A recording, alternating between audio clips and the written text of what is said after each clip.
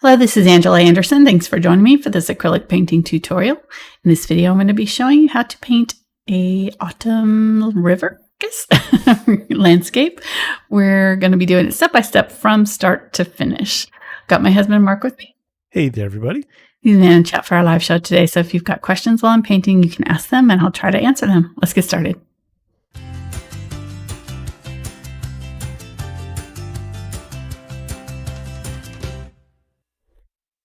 Righty, so I'm going to be using a 9x12" canvas today. This is a Belgian linen canvas board from Fredrix. I haven't done anything special to it. It's already pre-gessoed, so all I have to do is throw paint on it. So thank you to them for providing that. I'm going to be using a 10 bright for some of the background details, like most of the larger areas there. And then I've got this is the Summit series from Princeton. These are the Princeton Velvet Touch 1/4 inch and 3/8 inch angle brushes. Those will be for some of the tree trunks and things. I've also got a 1/4 inch dagger striper in case I want to use that for some of the tree trunks. Not sure if I'll pull that out or not, but haven't pulled it just in case. I've also got a couple of liner brushes. So this is a 2/0 script liner and a #1 liner just for some of the smaller branches. There's a lot of branches on this one. In fact, I think I'm going to grab if I can find it, my 18/0 for the really, really thin. Yeah, there we go. For the really thin, this is the 18/0 short liner for the even smaller branches. A lot of branches on these trees. I'm going to try to make them go fast by using some fluid acrylic, but we'll see how that goes. Sometimes those lines just take a while. I've also got a #4 round in the Velvet Touch for some of the larger branches. And then for the foliage and grasses and things like that, I've got a fan brush, 2/0 fan, or I'm sorry, not 2/0, just #2 fan brush, 1/4 inch and 3/8 inch blenders. And then I've got a variety of the Deerfoot stipplers as well, 1/4 inch, 3/8 inch, and 5/8 inch. Just use whatever you've got. You're just going to want something that's got a little texture to it that you can do some stippling. It could even be an old brush that's kind of frayed.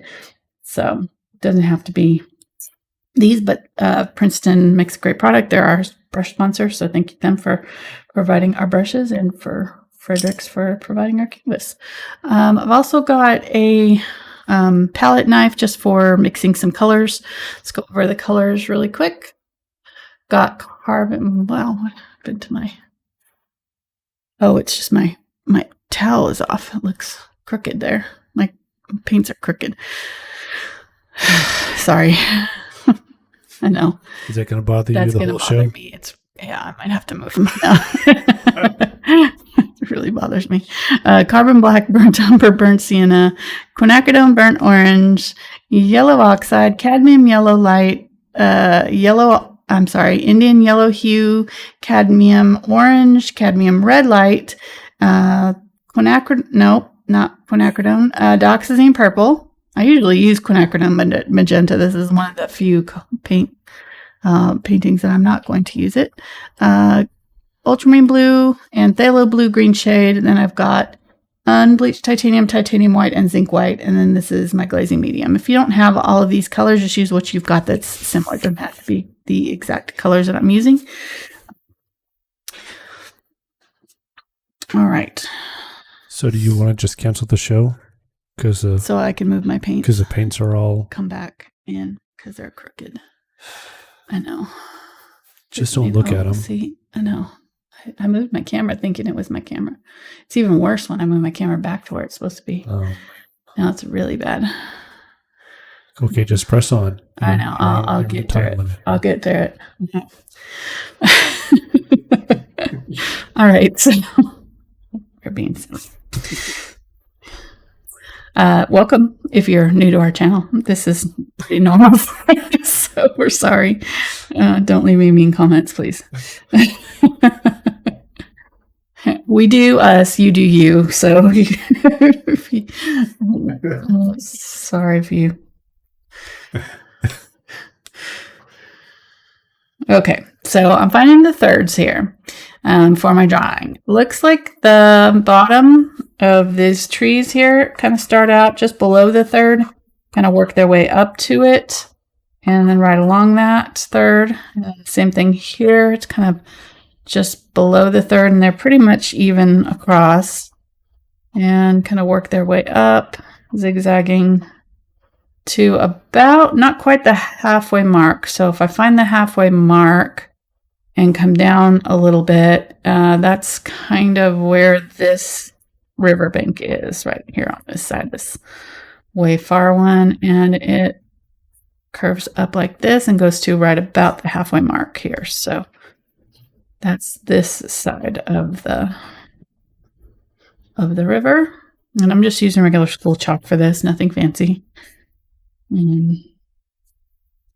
So like that, and then this side we've got kind of this front area that, you know, I'm probably not leaving myself enough area. Let me see. Yeah, so right about the third this way, we want to stop that riverbank right here, and it curves up to maybe just above the halfway mark right there. And I've got some trees coming up this way. And then there's another one that is not quite halfway, so somewhere down here underneath this mark there. And it comes out and goes into our river here. And that, yeah, that's a little bit farther away. Yep, that's about right. Okay, so this should be a little higher than this part. This part's a little farther away. And then right, even with this is the end of our river, or where it snakes around this way probably, I'm guessing. And then up at the top here, we're going to have this large area of trees that kind of goes down like this. Okay, so the thing about this is there's a whole area over here that's got all these trees that have no branches, and the no branch trees take forever to paint. So I'm going to put a few of them in. So I'll put a few of them, but I'm not going to put as many, I don't think, as are here. And I might put a few more leaves on them, and that way it'll kind of fill them out and we don't have to do all the little individual. Bare trees take a long time, I've found, to paint. So we'll probably do about like that. And then here too, we'll probably simplify this just a little bit so that we can kind of make a few of these trees kind of our focal point. So that's about all I'm going to draw.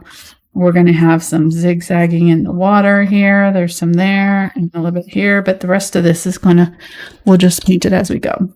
So mainly we're just blocking in our major shapes here and figuring out where our sky is going to be, because that's where we're going to start. We're going to start from the back to the front, start at the sky, and work our way towards the bottom of the canvas. How you doing, hon? Good. I'm doing great. Got and anybody with us, or are they all outside enjoying this weather? It's just you and me. Just me, just us. Okay. Yeah. But I de-squeaked my chair. Good. Yay. Yeah, and I have some birch beer. Nice. I know. That's a very autumn type of drink, isn't it? Birch. Too bad we don't have birch trees that we're painting. That would be full cycle. That's your bad. Awesomeness. I know. Okay, so I think I'm going to add just a little bit of the phthalo blue too. So a little bit of phthalo blue, a little bit of ultramarine blue, and then a little bit of brown, and the brown just kind of tones it down, makes it a little bit more gray, because the autumn skies are kind of gray. Sometimes, maybe sometimes they're not, but all the leaves are brown. They get even more gray in the winter. And the skies are gray. Yeah. But not too gray. You can see it's just just toned it down just slightly. So then this background, that's probably too bright even. There we go. So it's almost white. I did it. We're doing a mousse for the $10 level challenge image this month in my Patreon group, and this guy in that painting was gray too. Was like white almost. So just interesting. Yes, it is. To me, I don't know. Nobody else cares. We're just along for the ride. We're just discussing how you missed the song prompt there, but that's okay. I didn't miss it. I just ignored it. There's a difference. I should recognize that by now. Getting some more Phthalo blue here. A little bit more of that kind of blue-green down here. And you can make this sky whatever. If you want it brighter, you can do it brighter. It's up to you. It's your painting, so you don't have to do it exactly the way I'm doing mine. I think that's going to work pretty well, though. I'm going to mix up some more, and I'm going to try to scoop this up. Here I'm kind of using my brush like a shovel, and then I'm going to just kind of twist and smush down real hard to offload whatever's in that brush, kind of, and try to get it all sort of in the same area here. And that way I can use it later.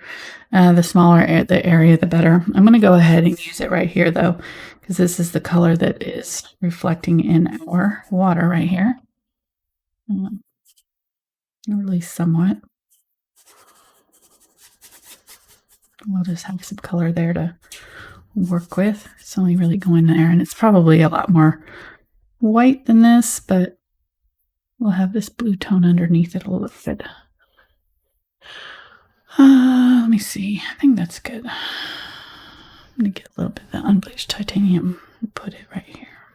Kind of turn it a little bit. That. And then using it a little bit on this stone that's coming down into the water right here. Okay. That'll work.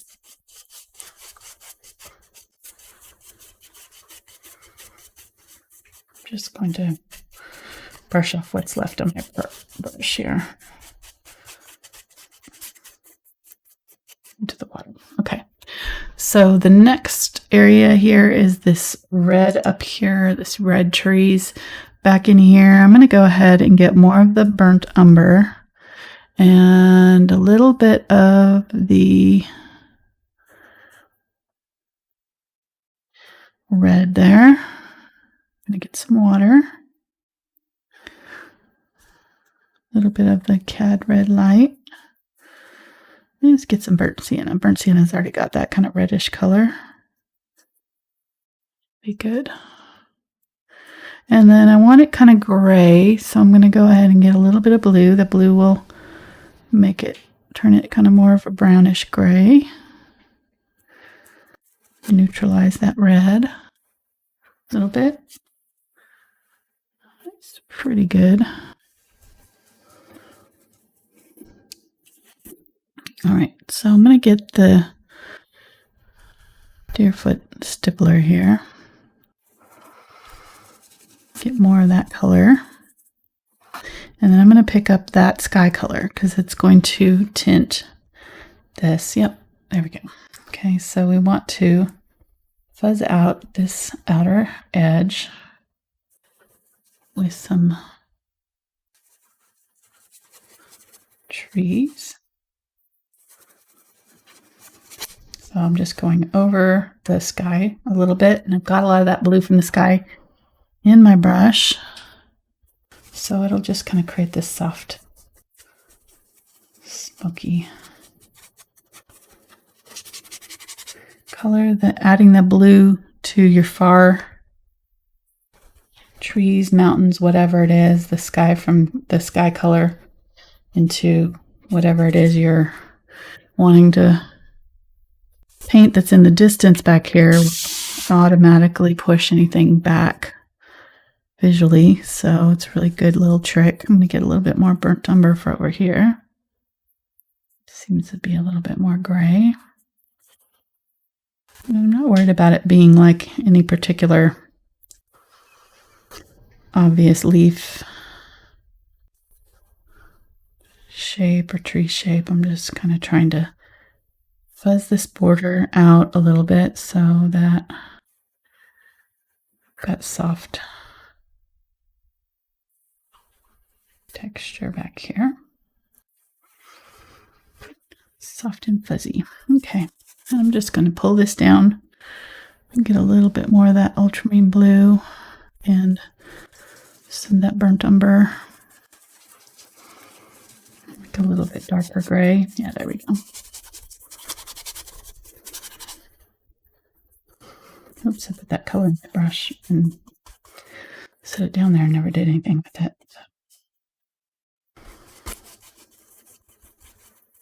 Fortunately, it's still wet enough that it'll blend out a little bit.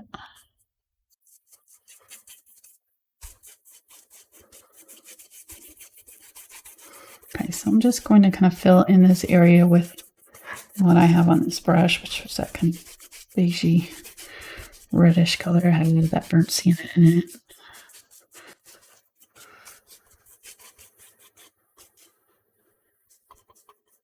Okay. Am I staying on camera? No. Good. At least your hands in the painting are. Good. You overall, no. No. That's how we do. Yeah, that's how I do. The whole reason I do this is so I don't have to put makeup for my job. So it defeats the purpose if I'm on camera. I did comb my hair, but it doesn't look great. It's been a few days since I washed it. So probably washing hair day today, to say. All right, I'm going to get some ultramarine blue and burnt umber here. I'm just going to let this dry because I'm going to put other stuff in there, but I need to let that dry. So while that's drying, I'm going to go ahead and put in some of this Riverbank. What were you starting to say? You're starting to... I said something about taking a shower. What happened? You're still going, I think. What happened? That's Duplicate stream key. You changed that to variable instead of put that back onto our that one.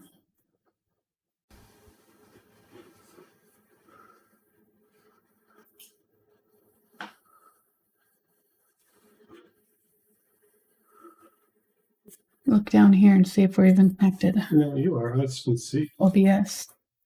Yes, you are. I see it.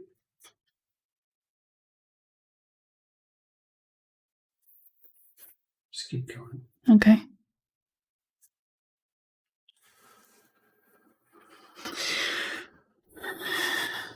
Getting some burnt umber here.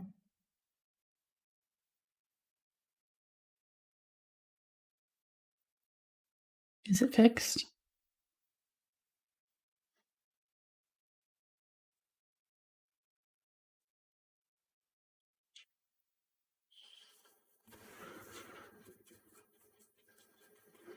Burnt sienna here. This is probably too dark for way back here, but we're just doing the undertones, so I'm just going to go with it. Okay. And that gets this blue.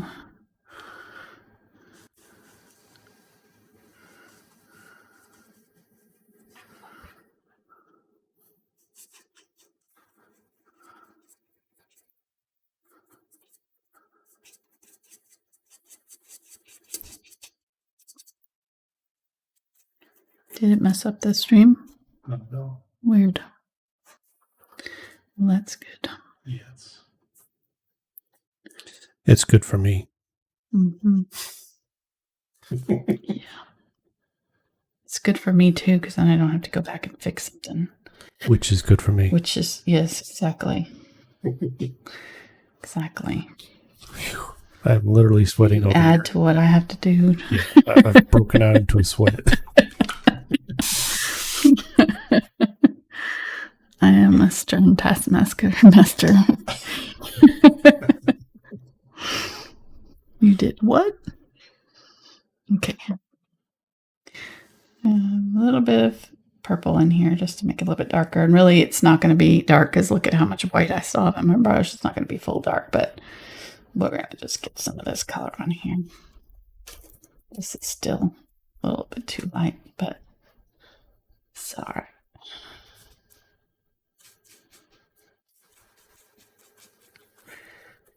This is just the undertone.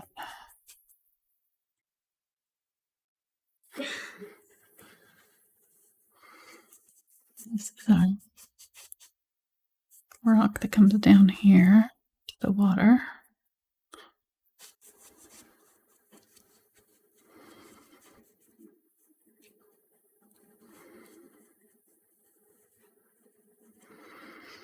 Okay. So that is still not dry.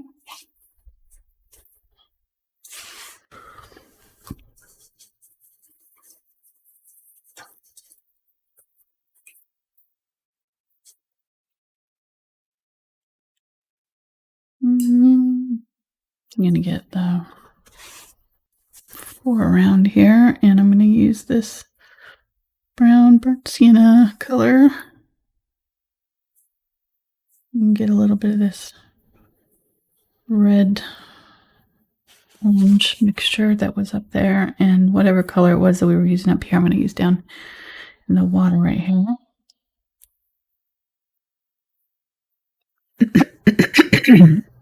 Excuse me. And it actually goes all the way down to where this one still comes out. So all this part of the water, just going right over that blue. All of this is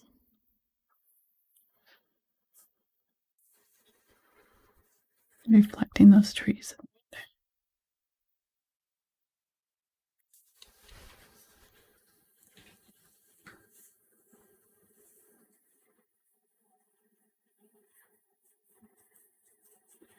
And get some of that blue that was out and just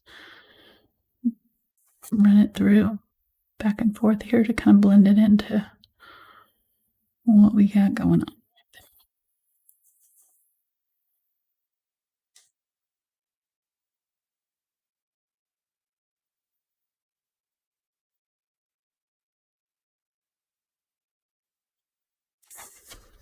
Okay.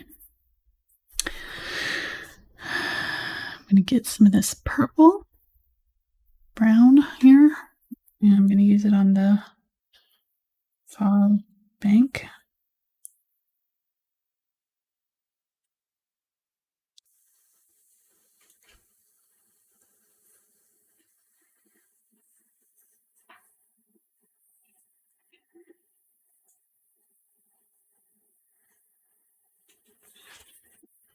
Okay, defining that.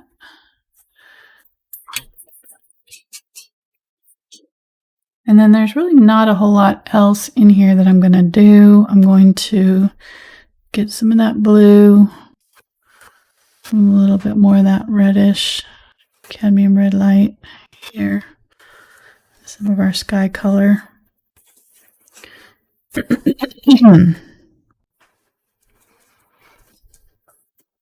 And I'm just going to tap in some variegation in this background area here once it's dry. Make sure you wait till it dries. Otherwise, you could lift your color, the first color that you put on. Don't want that. Get a little bit more of that reddish.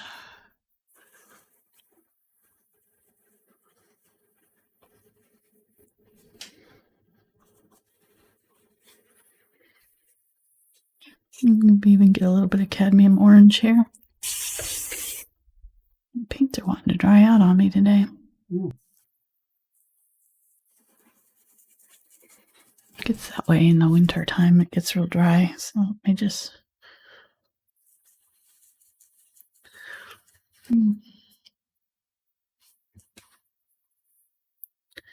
get some white here.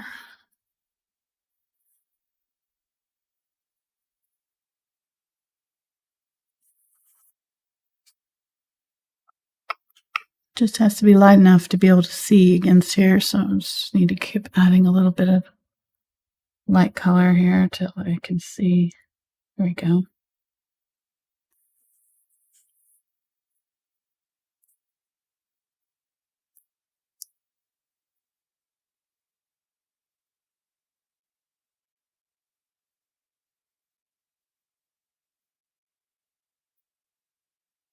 I'm using the tip of this brush, can set it straight down and just kind of flick it up to draw these kind of stick-like things that are up here on this hill. This is all very, very far away, so there's not a lot of detail here. So don't get bogged down in, you know, doing too much here. We don't want that.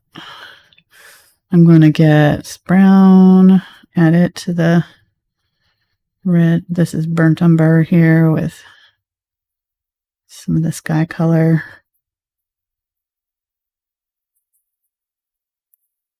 Some of the oranges. I'm just running through all these colors. Colors is not as important here as the values, so I just need to be getting my darks dark enough and my lights light enough. In here, the colors are really secondary considerations. So there's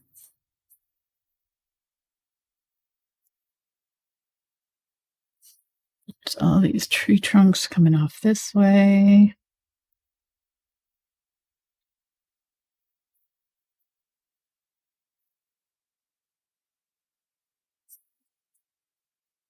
And then this far away, we're not really seeing any branches, thankfully. So don't have to do that. We're just seeing the main tree trunks. So, and back in here, this is all like covered up by the front trees, but I'm going to go ahead and put some stuff back here just because we know there would be some. And that'll just save us from having to fill in that space with other things in front. So if we've got stuff going on back here, then it'll look a little bit more natural when we see through our trees that we're going to do in the foreground.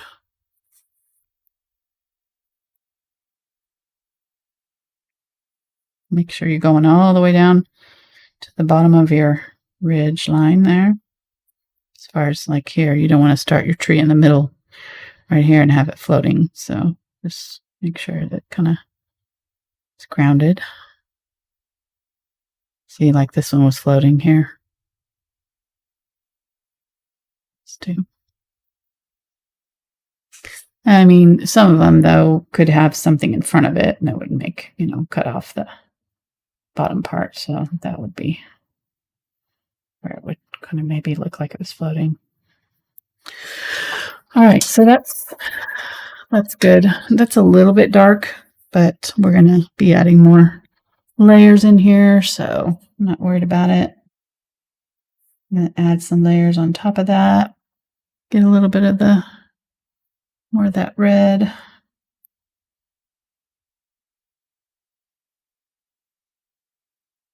This little area back in here is pretty red.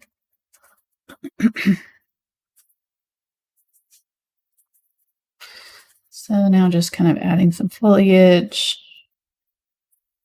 on top there, blending them in a little bit. These are very kind of smoky gray back here, so it's not real bright. So make sure you're adding some of this gray, blue, sky color to whatever you're painting in here so that it pushes it back visually, pushes those colors back. What we're doing is taking the saturation down, saturation of the colors, making them less obvious. They're going to get brighter and more saturated as they get closer to us. So if we desaturate these back here, that'll automatically kind of push them back visually. Gray them out a bit. Okay. I'm going to get some bleached titanium here, some of the yellow oxide. And there's like one tree right back in here that's kind of up high. maybe a little bit closer to us.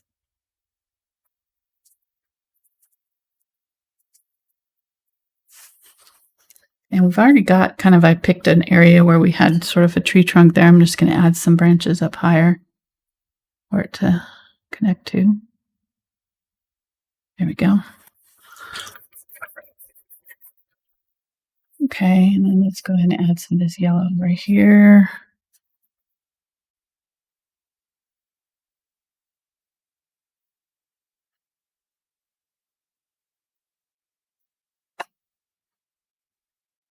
And I feel so liberated over here. Why?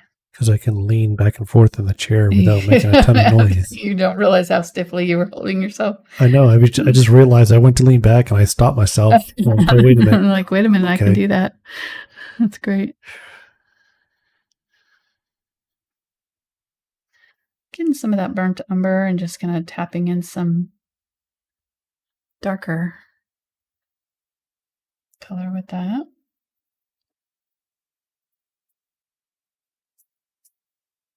This is that tree, the tree trunk color.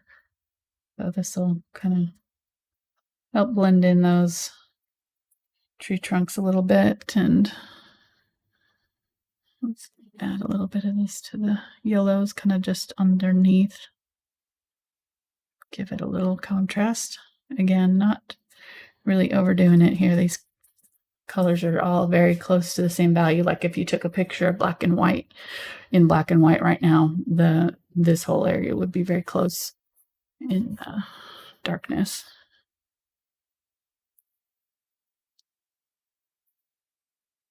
Some red, doing the same thing with the red. Okay, I think that's pretty close to all I want to do back here.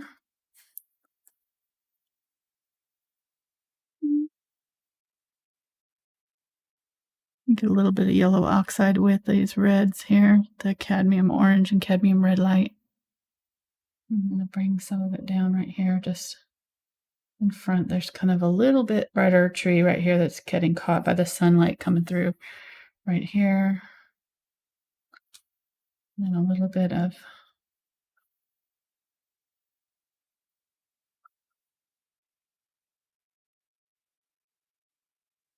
go. Just using a little bit of lighter color here to put some highlights on these branches that are sticking out. Okay. That's pretty good. So I'm not going to clean this brush out. I'm just going to get some yellow at it. Cadmium yellow medium or light. I'm sorry, cadmium yellow light. And I'm going to switch to a smaller brush though. Pick up some of that color and I'm going to go right along this bank. Get some white along this bank. Highlight that area. Come away from it, leave a little bit of the dark area and do the same thing. We're just going to create like tiers of color here. And I'm going to get some of this orange and add that in here too.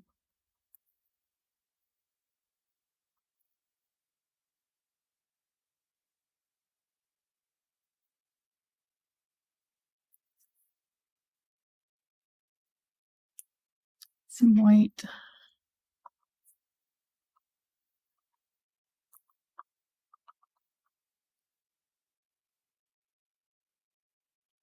And then as we get down here, we're going to be, woo!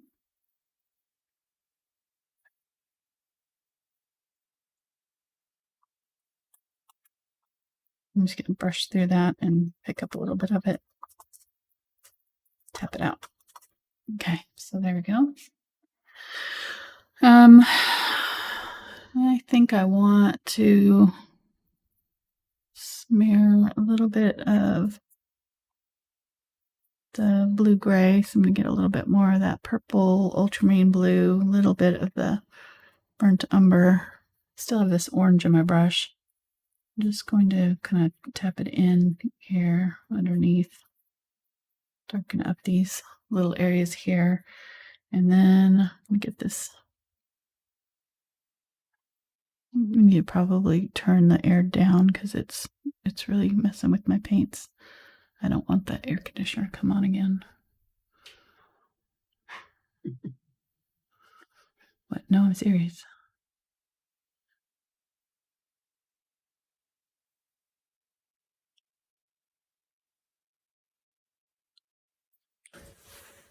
Are you able to do that?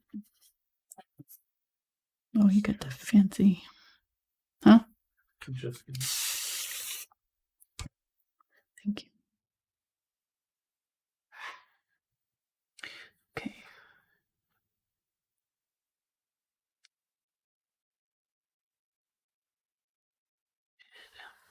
Just use my smaller brush here, just to, even this one is not quite small enough. Okay. And then getting some of that yellow, white.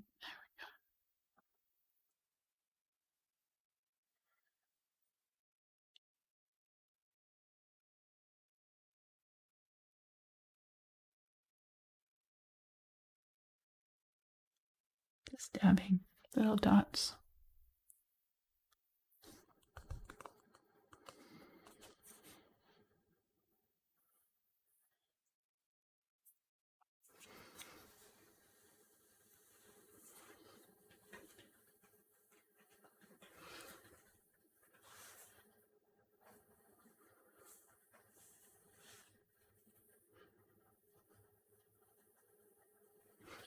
Okay. And there is a section here that I kind of missed that's a little bit higher. I'm going to put some of that dark color back up there.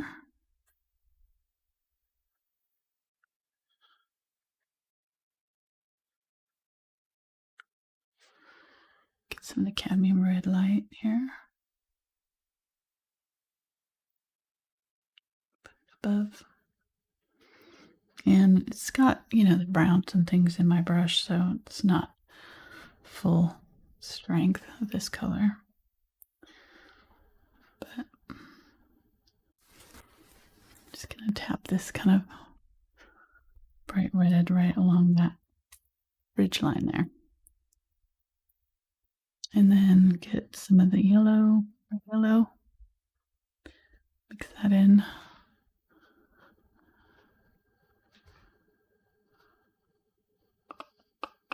Trying to see if I need to wait. Now there's some trees that are going to be back here, but I think I can go ahead and do this first, and then I can add the trees in, add some more of it later.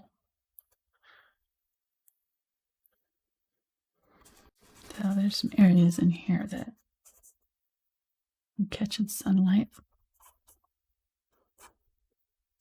Its colors are brightening up.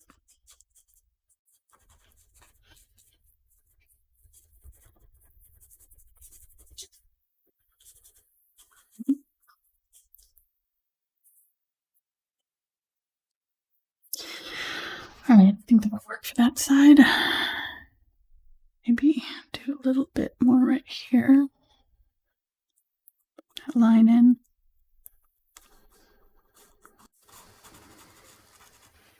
Okay, and then let's use it over here on this side.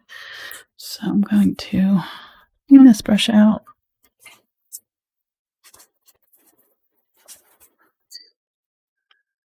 Clean this one out as much as I can. And just pick up more water, and I'm going to set it off to the side over here, so till I get to dry or get to clean it later.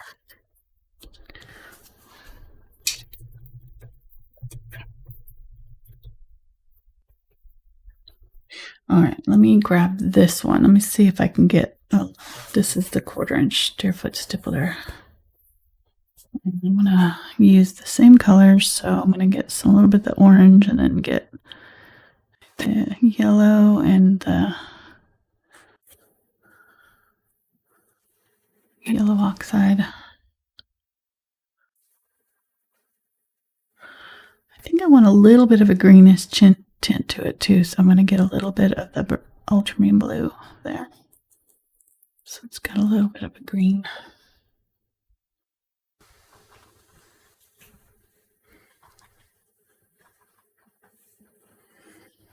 Okay, there, and then in the water right here.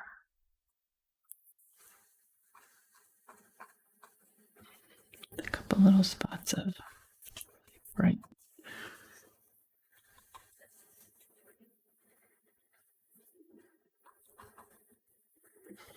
And this really is almost white in here, so I'm going to get some more white.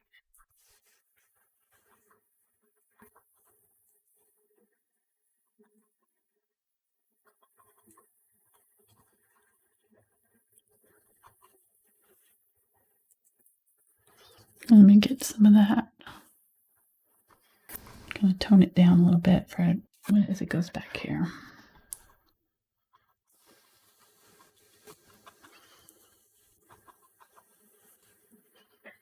I don't know why I brought it all the way up there. I should have brought these trees down here. This thing only kind of goes right here, but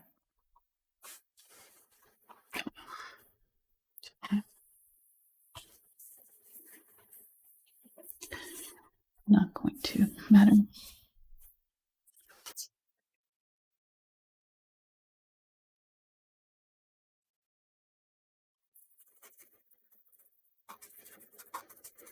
I'm just going to use the burnt sienna here just to kind of smush out this red line here.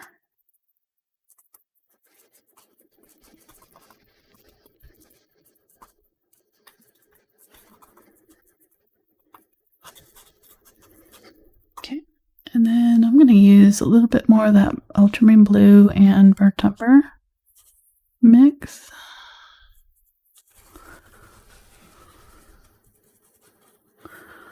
To do some darker in through here.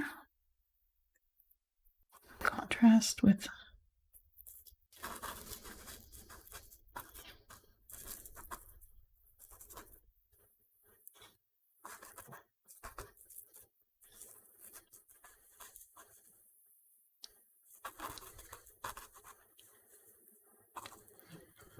and bring it up along.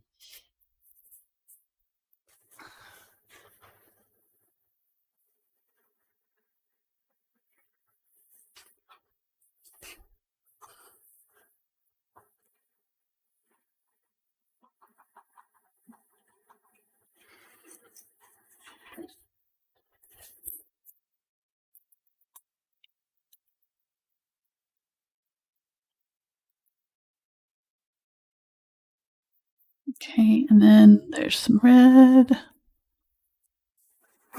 Let's get some of this burnt orange here. I think that'll be a good color. I should have used some of the burnt orange over here. I'm going to right now.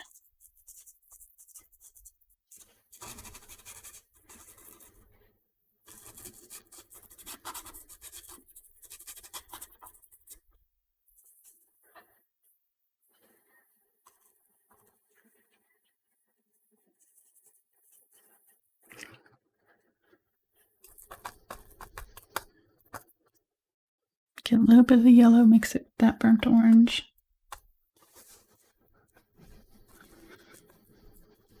You could just use the reds if you don't have this burnt orange color. Really just adding a little bit of red tones in here.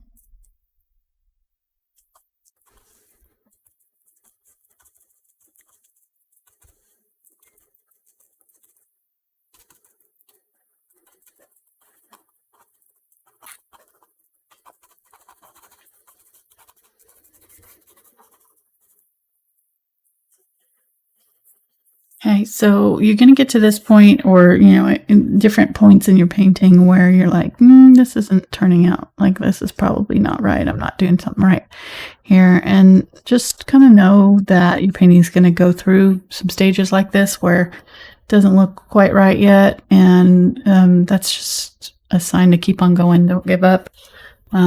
Every painting goes through ugly stages, and especially because we're layering so many different colors in different places. You know, it can take a while to get the right balance, you know. So just keep going if you're feeling like it's just not looking right. We'll just keep adding colors and see. Your next layer might be the one that makes it look good. That's really what I found. Often it's the last couple layers of paint that bring a painting together. Okay, getting some of that green, mixing the ultramarine blue with that yellow to make a bright green.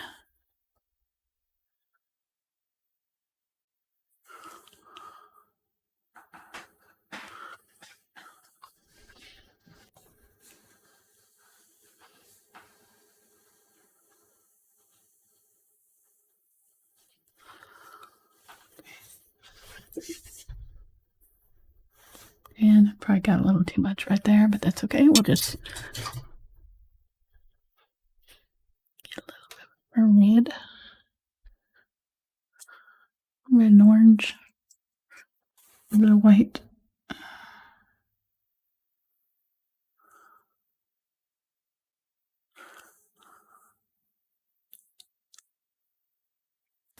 See how that does? Really just little dots and things.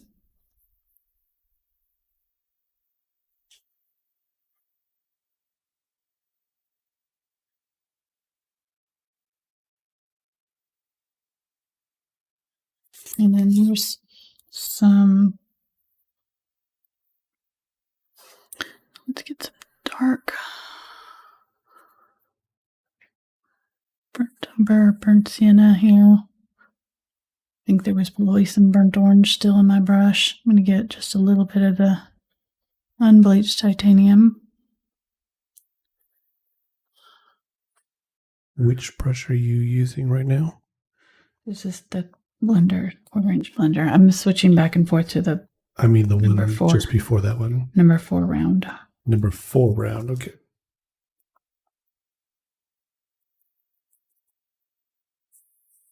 Okay.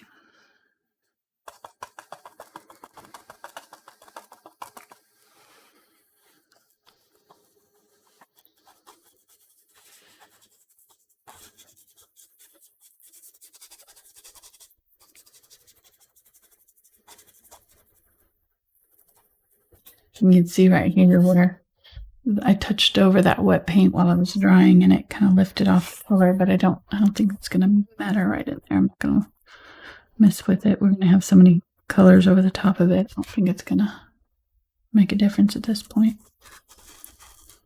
So I'm just making sure that I go through here and have some really dark areas, like right in here. This area is almost black. Get some purple and blue. And maybe just a little bit of black. I'm losing my voice. And I'm going to go ahead and use this brush. 4 round. And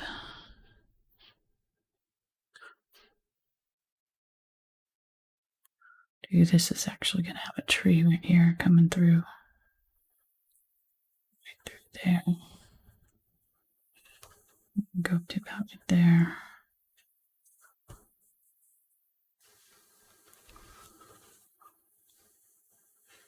So just making sure that I've got it nice and dark underneath.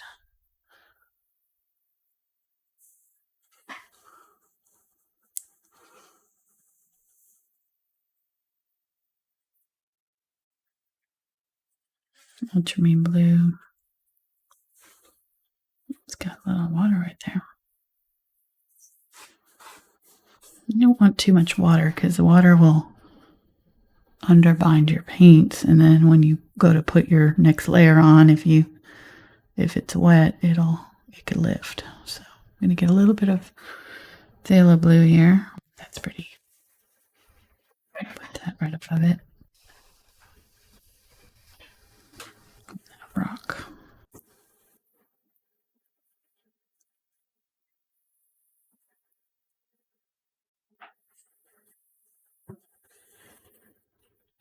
Okay.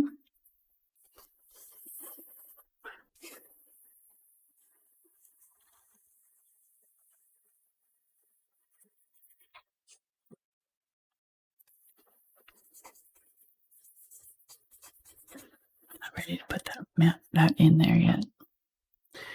Let me see. No, I don't have any.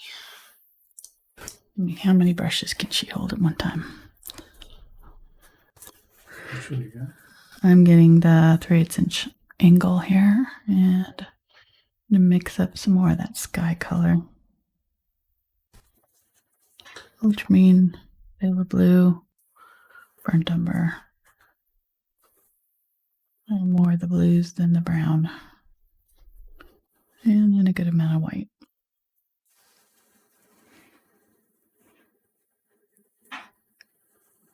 Okay.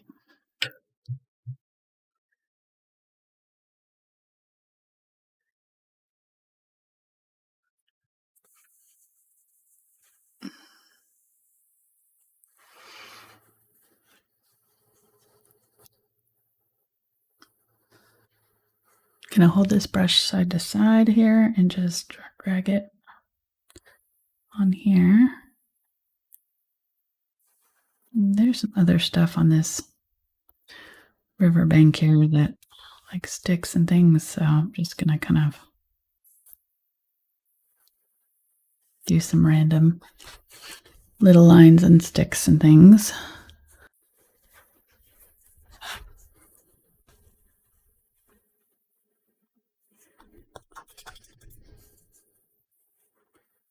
Get some right up there on the water.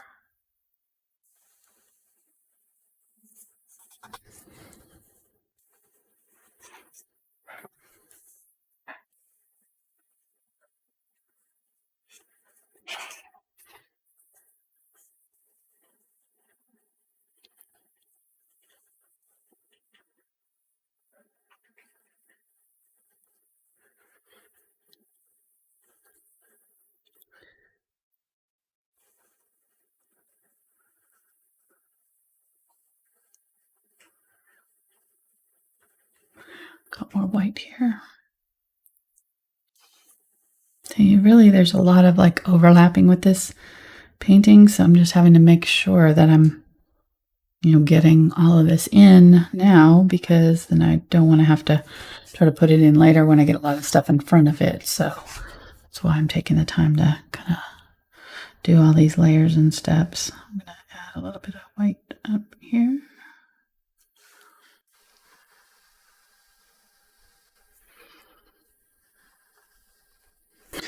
And then let's go ahead and just clean these out.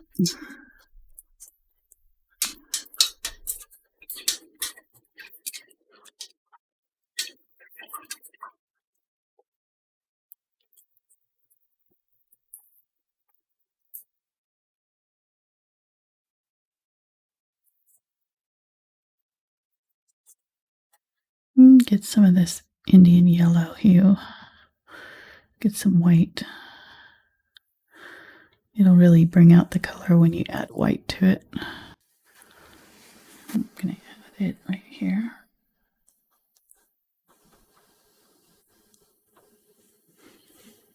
And then add a little bit of it up in here.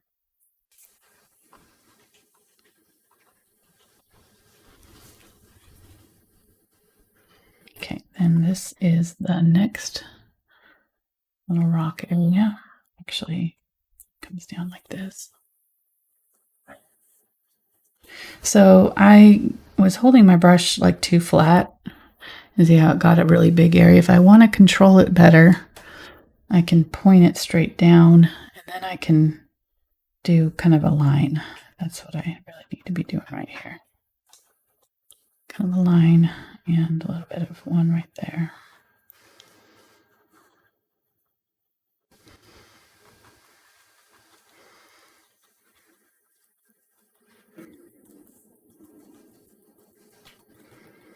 And there's some up here. I'm gonna go ahead and put these in just to kind of place some stuff, and then we're definitely going to have to add some more later. So I'm gonna, because we got trees in the way and stuff, put some right there. And then there's some stuff down in the bottom. Okay. Wipe that out.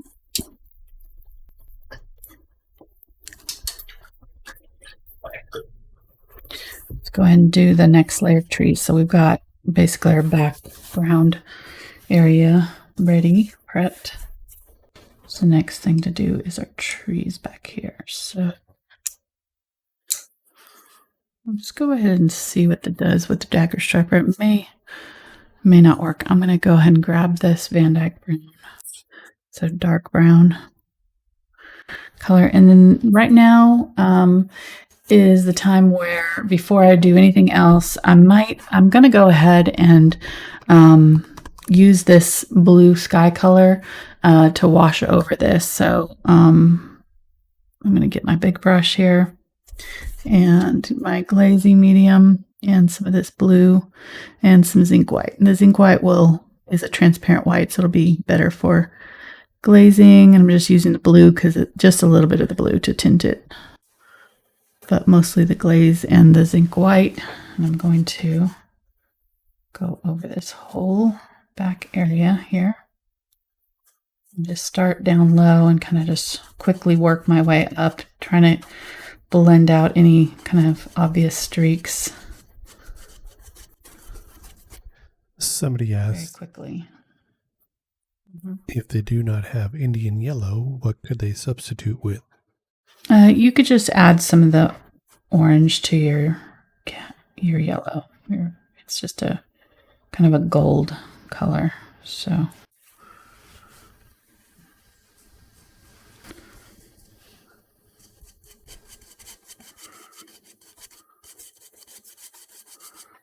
I'm mostly worried about like this area right here. I just really want to push it back, and by using this zinc white up back in here, it'll help do that. I'm going to use it in my trees back here too.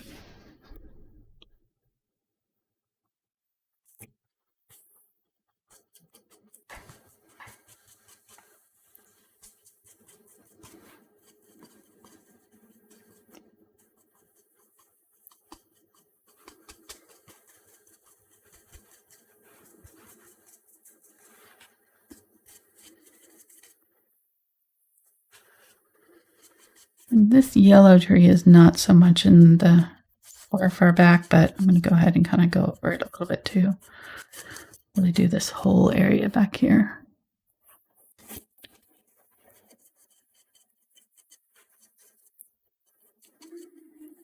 Okay. Now it's really helped to push it back, and I'm going to go ahead and use a little bit of it even right on over this one. Make sure that this is dry. So make sure these are dry.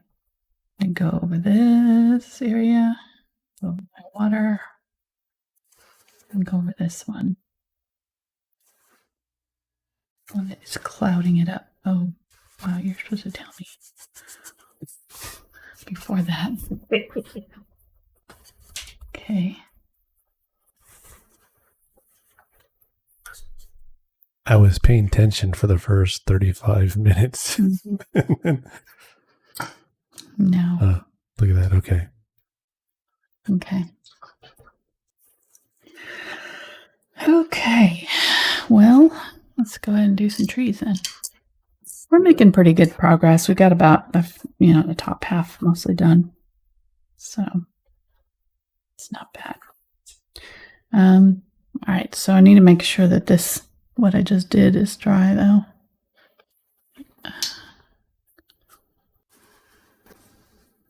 I'm going to go ahead and use the number 4 round. We'll see how it does. If it does okay, then we'll stick with it. I might want to, let me go ahead and get a little bit of this sky color. I'm going to do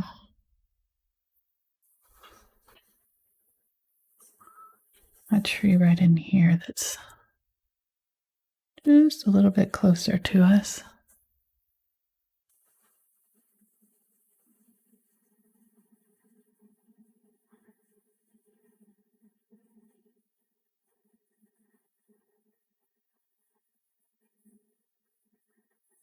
Okay, right there.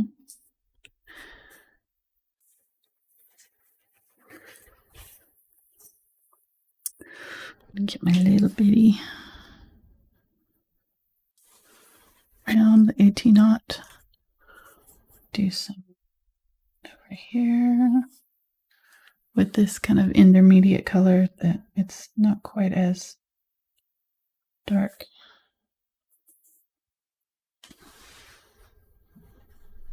And what are your tree painting tips?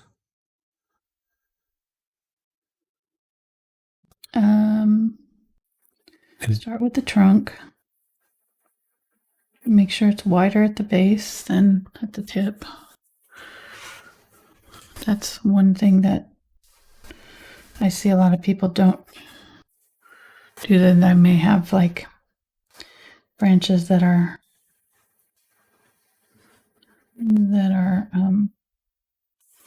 thick in the middle and thin, you know, it has to be. I'm getting some of this blue with the red color here. I'm going to use it at the end of these. I already kind of put a little bit of this in, but I painted over it, so I'm putting it back in right now. Now that I've got a lot of blue there.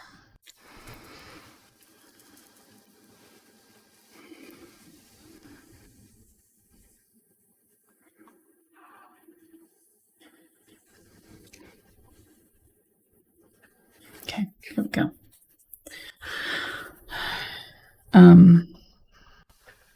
But yeah, having a good brush and making sure that you are thinning your paint is the main thing. So have a good small brush. Can't do a line that's thin than your brush, right? So if you want a super thin line, you're going to have a liner that's got a very, very fine round point. Your round brushes can do some. So a small round can do some branches, but it takes a lot more control to get a thin line with a round brush versus a liner. And if you need to test how wide your branches would be, if you had it loaded up with paint and pressed down hard, you can see how thin that still is. With this one, you can see that's a lot thicker. It's a number 2. So that's that line and this line are going to, this is fully loaded with,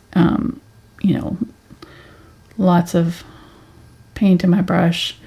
I can get a thin line with this one, with the bigger brush, the number 1, but I can guarantee that I'm going to get a small line with a smaller round. So I would suggest having at least one of these really, really tiny liners. If you're going to be doing a lot of landscapes where you're doing tree branches and things, it's just a lot more helpful not to have to worry about, especially if you're a beginner, not to have to worry about, how hard you're pressing down on your brush. Because if you press down on hard on a brush, it's going to be as wide as this widest part of it, your line is.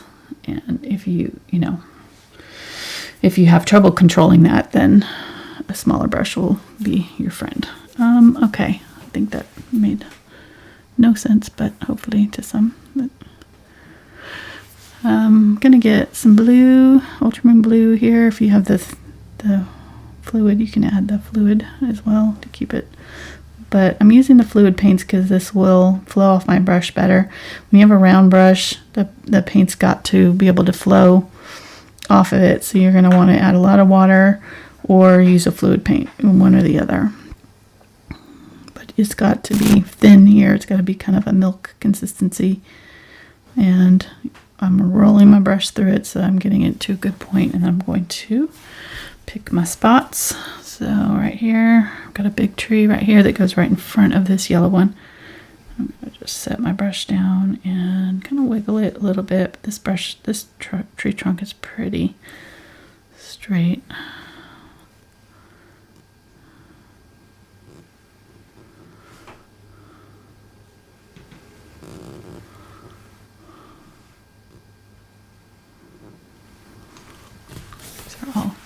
These main, I don't know if I like that. Well, I can make another one of these. I can make one of these a different tree. How about that?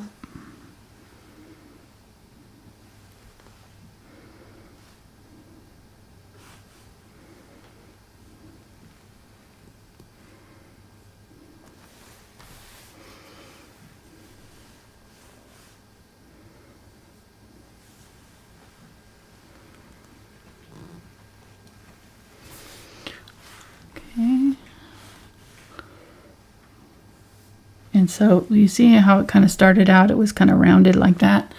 So I want to flatten that out and give my tree a kind of a foot to stand on.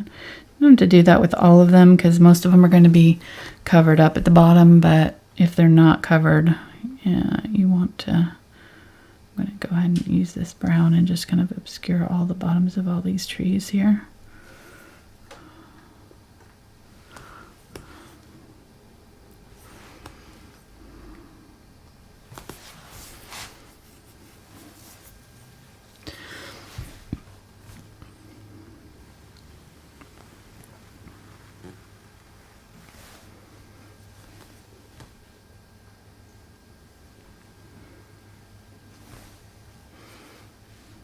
And you can always turn your canvas so that it's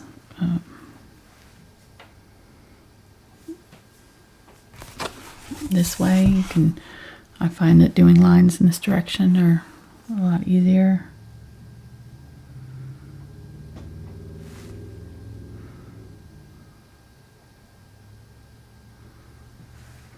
And I'm lifting as I go so that I'm getting a thinner line as I go up toward the top. So I'm just controlling that.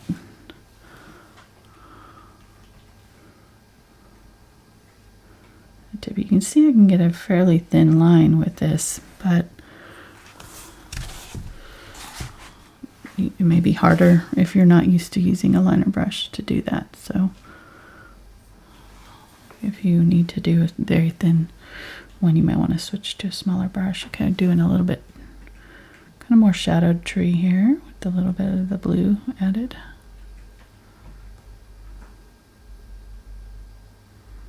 Okay, so see right there, I got kind of some thick areas in my branches, so I'm going to get my liner brush and I'm going to just go back over and widen up that whole branch all the way down so that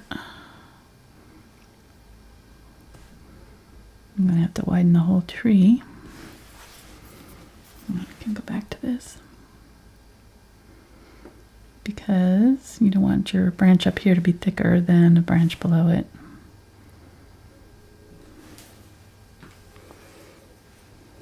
Okay.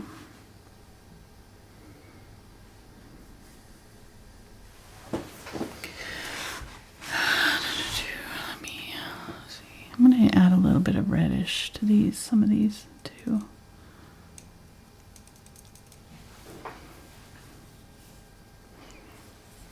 I see some red back here.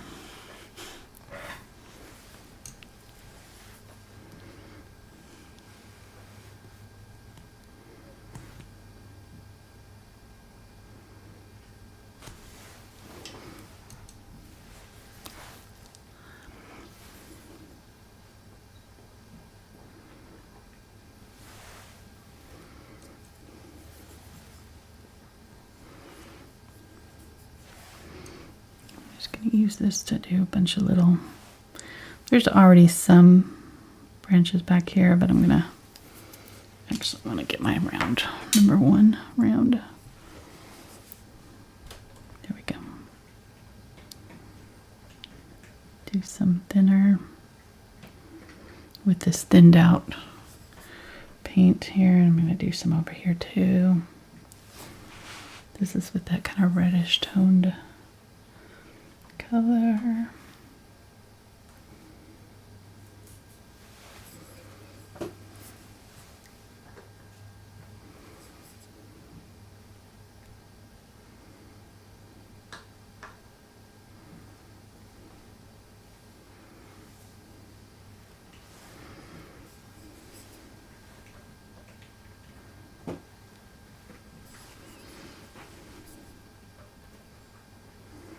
And these tree branches are going out and back up. They're always kind of looking for the light, right? So they're going to be, these ones especially are going pretty upright. And then the branches are coming out the sides a little bit.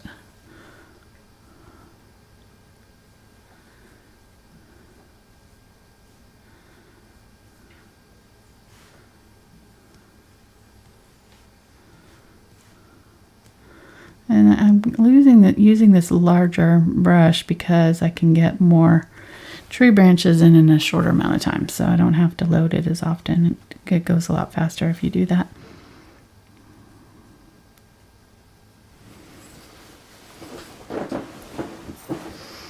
Let me use this to do some of these closer foreground trees here.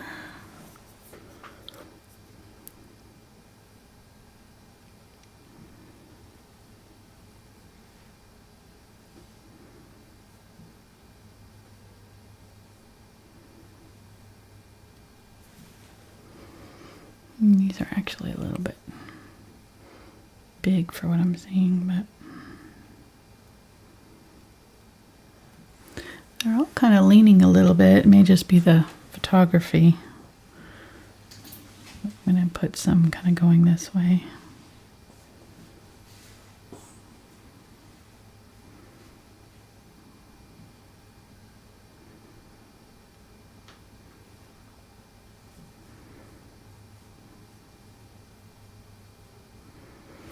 And then again, kind of just fluffing out the edge, the bottom edges there to make sure they don't have a obvious end spot. And then we'll put stuff in front of him, but okay, that's good. All right, I think that's enough. Probably enough of the major trees, I think. I mean, I could probably put one more in here, but I don't know if I want to do that, so actually, let me do this. I'm going to make this one a little bit bigger. So on to the general trees, or are they like corporals or captains? What? What did I say? You said the major trees. No.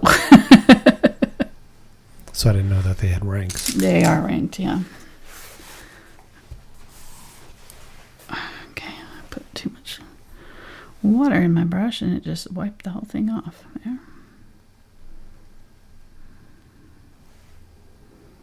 Yes.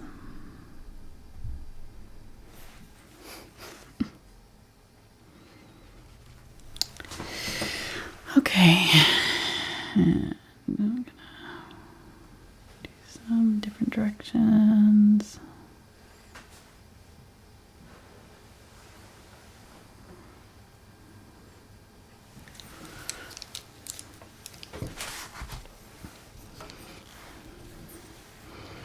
This tree over here is quite blue, so I'm going to try to get some of this ultramarine blue worked in to this.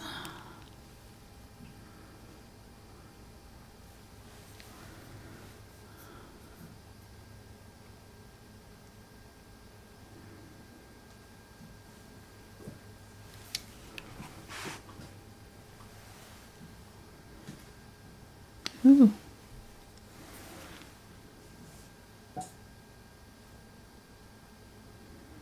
My dog's dreaming. It's barking in his sleep over behind us. He's moved into his bed. Oh.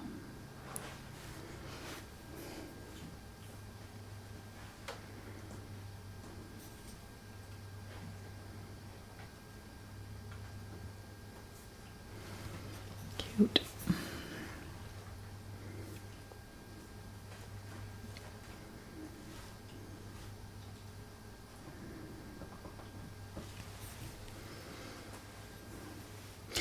Actually, that one was supposed to be farther back. It was supposed to be like right here. Put it far forward. But I'll do another kind of ghosting tree back here. I'll get a little bit of this blue. It's already drying.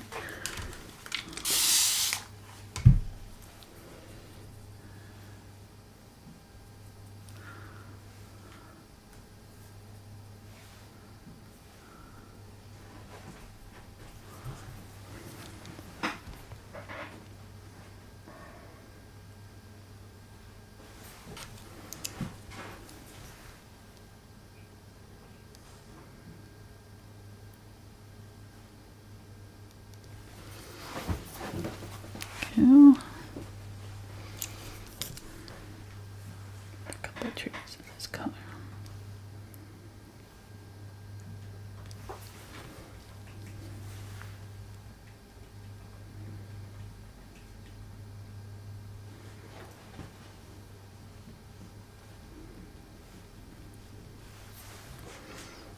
Go a little bit darker as it comes down. Get a little bit more shadowed, maybe.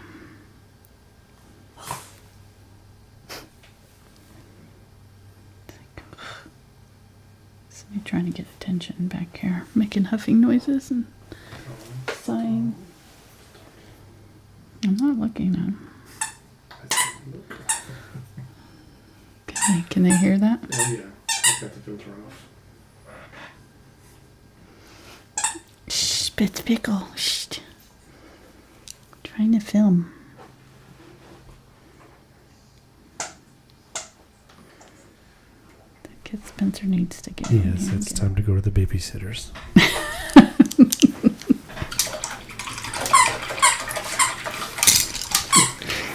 What are you doing? Come here. You want to say hi before you have to go to puppy jail? Come here. Go play with Spencer, I should say. Come say hi. Oh, hi, buddy. Hi. Let's see. Oh, there he is. Get the puppy cam. Going. Okay. Oh, there we go. There he is. What are you doing? You got your toy? Such your toy. Say hi. It's Pickle. He's not being very cooperative. He's more interested in this toy. Okay, fluffy puppy. He's getting so big.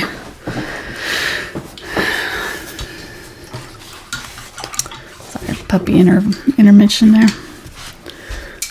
We had to hire my son to babysit for us during the shows because Fitz does not like to sit for however long we do these shows for. 2-3 hours, whatever. He's only 4 months old. So.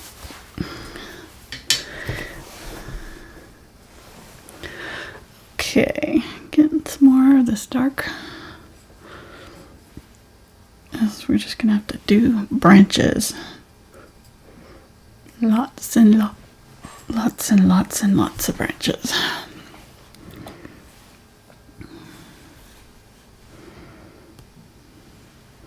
You want to have so many that it's just like a sea of branches. You can't really tell which tree they belong to almost. Then you know you've done enough. So do some branches and then do some more.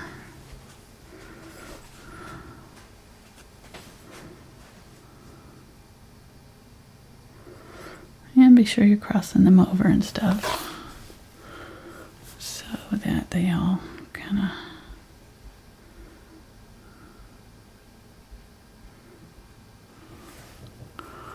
interact and mingle and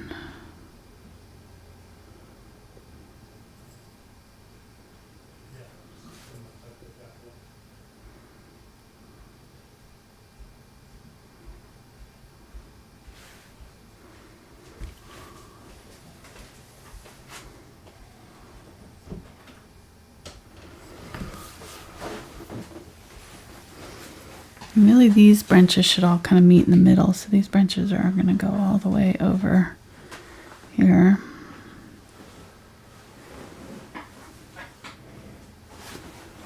Got a stray hair here that's longer than the rest.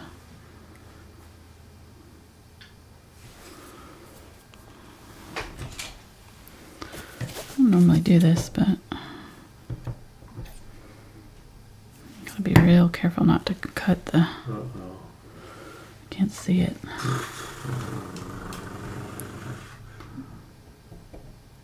There we go. I think I got it. Hopefully.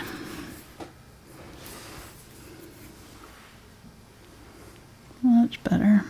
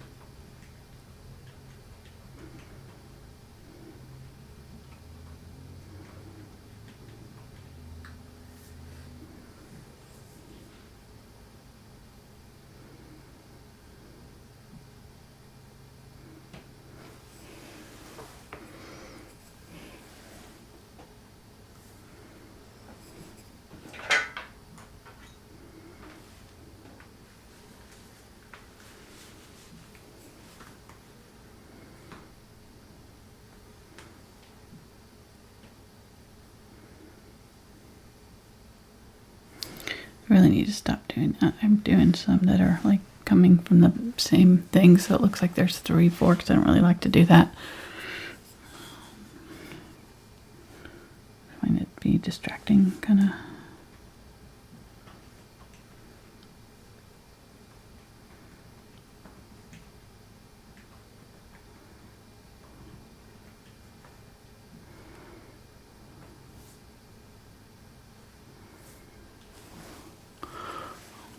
Just keeping on here.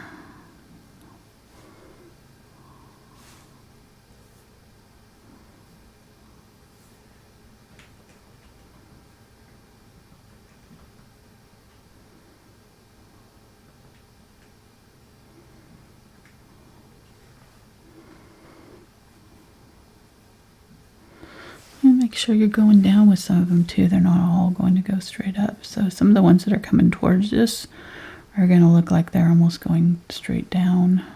So kind of keep that in mind and do some that kind of go up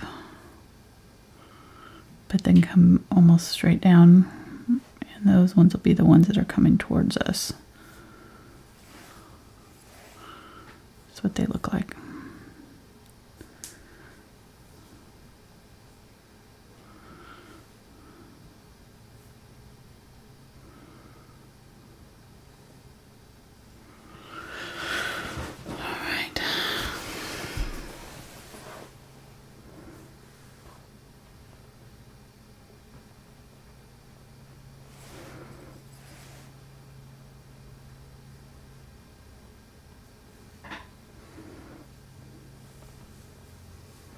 And just going back after I do my branch, thickening it up a little bit so that where it touches it's a little bit thicker. On some of them, not all need to be done that way, but there's a few that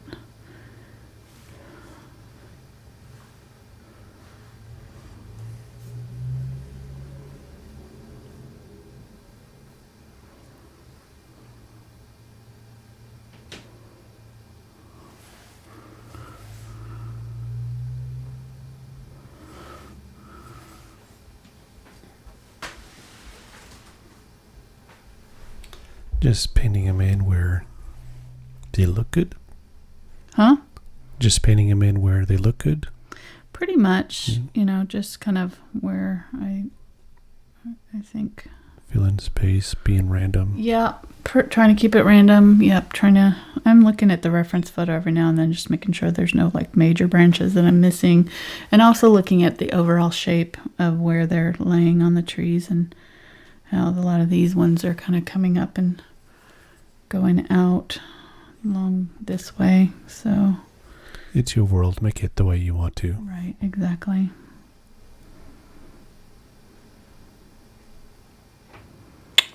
That's a Bob Ross saying, I think. Here's a tree. He might have a friend. Let's give him a friend. These two are telling each other secrets over here.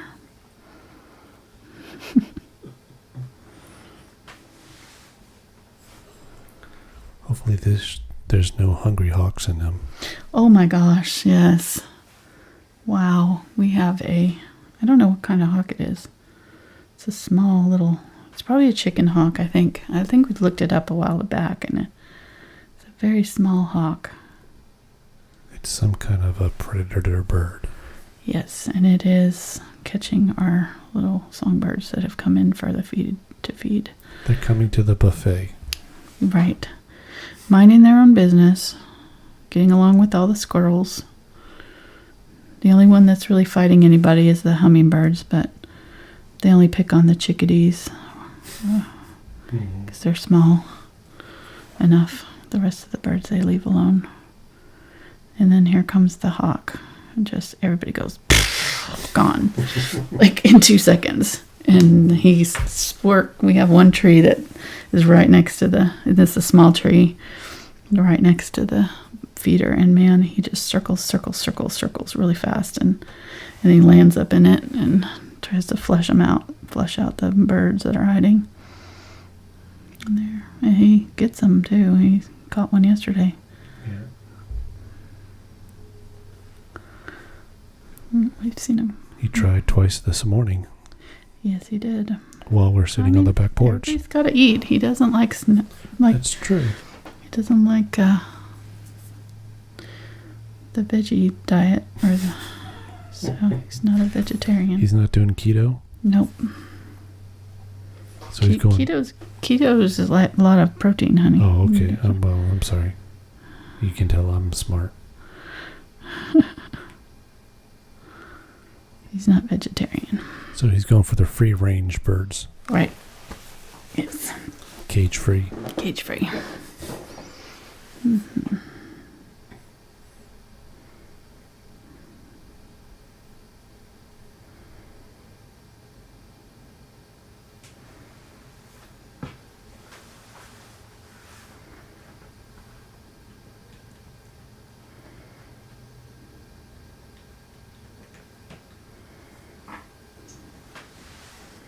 You see how far at my back I'm holding my brush? That helps me kind of keep my lines kind of random. Of course, it can be harder to control where they're setting down. So if you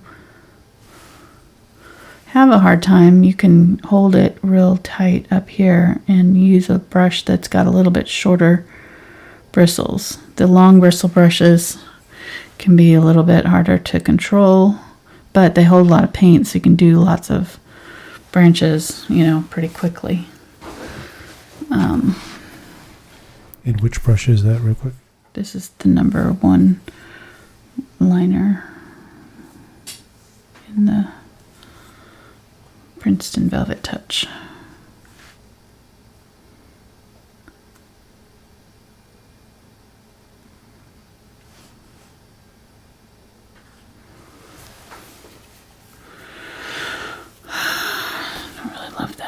There at all.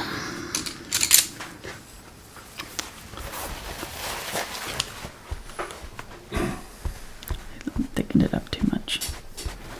Made it too obvious. Okay.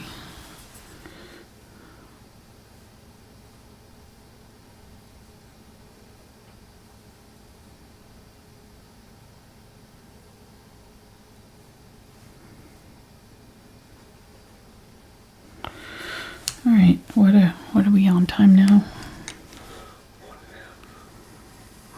1.5. I could have looked up, I guess. Got the clock right in front of me. You got people to do that for you? I do. Yes.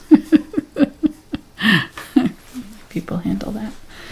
Tell me what time it is. All right, so I need to add more over here. Whoa, what did I just do? Whoa, what just happened there? I don't know. Oh, I had a lot of paint on there. Okay. See, this is what I was saying. It's going to take a while because just the branches take a long time. Take a long time. All right. Let's see. So let's do, I'm getting the number 4 round again. Do one more big one right here.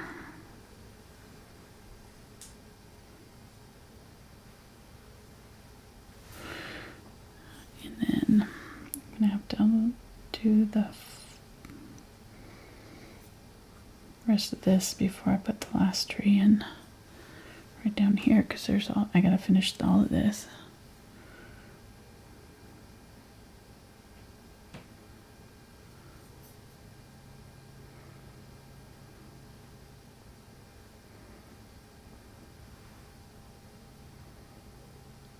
Oh, I don't like it when I do that. Bring this one down a little bit.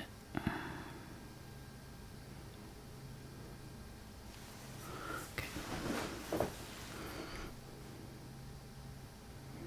And there's a lot of other trees that are in here, but I'm just kind of consolidating them into these one little.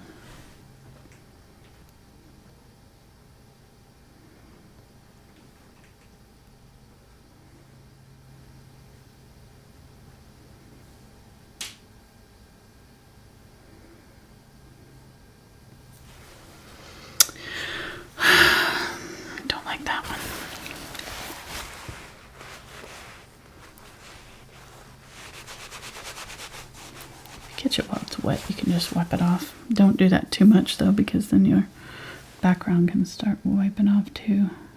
If you do too many in a row. All right.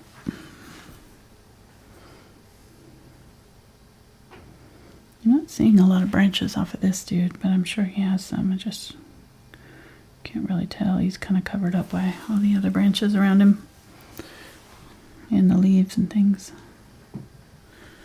in front.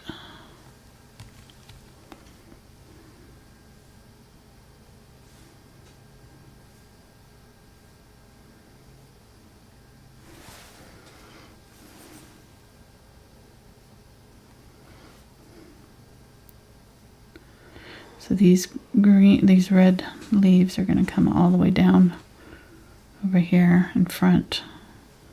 So we just gotta have branches for them to live on.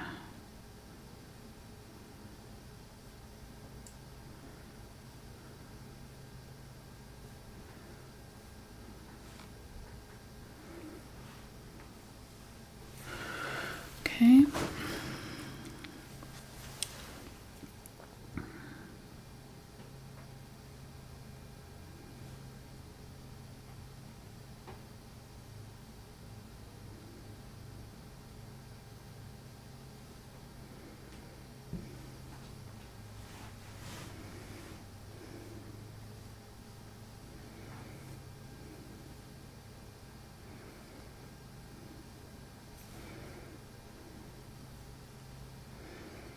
Putting some bigger trees or some closer up trees and branches right in here.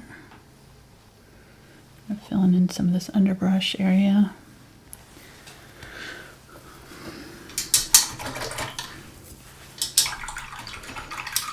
Okay, I'm gonna let that set, let these set up. Let's go ahead and use my stippler here. I'm gonna get a little bit of the yellow with this brown here, yellow oxide with the brown from the trees.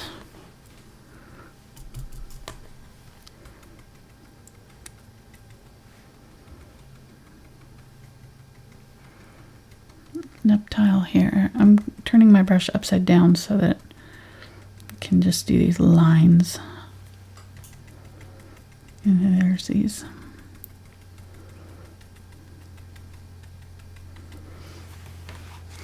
Here that are filled in.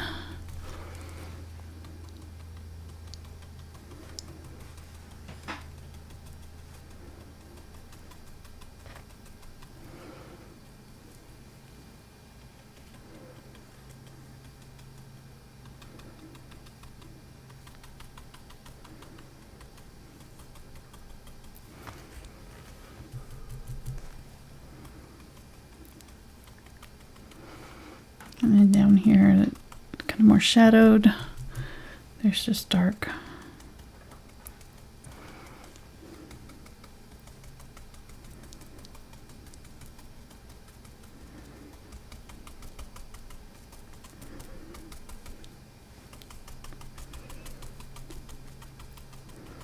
And just be careful when you're tapping, because you can tend to get these little round circle things that I've got here. So I'm going to do is go back through and try to change the shapes of those. The ones that I've got that look like little round circles.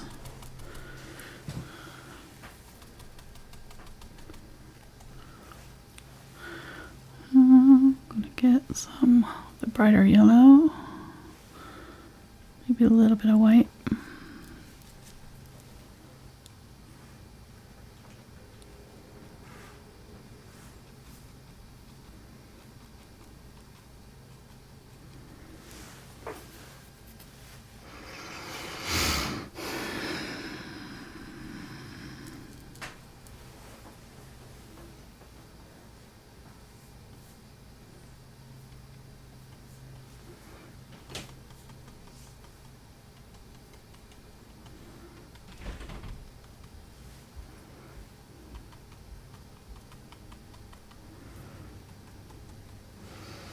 And these can be kind of in front and behind, wherever you want the, if you want this greenery to, or this, you know, leaves to look like they're in front in the foreground trees. You can put it in front of, use a lighter color and do it in front of some of these, like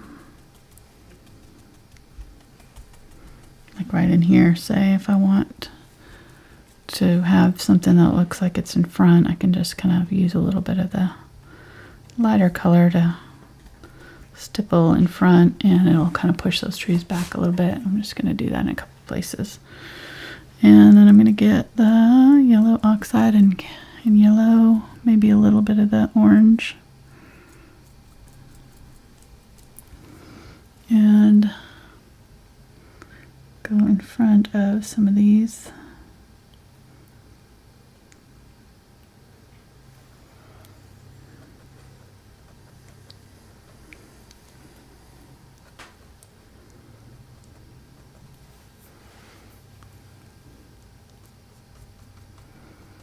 Set my brush down and kind of tap it,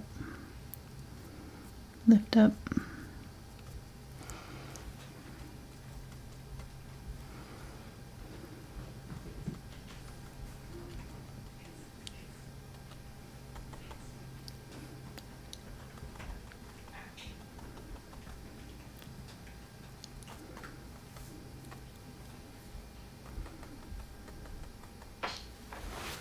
Okay.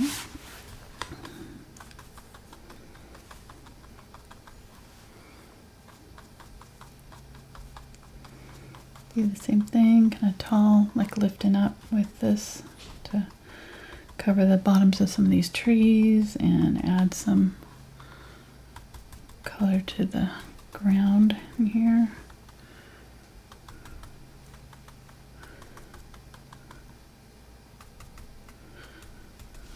I'm going to use this in here now.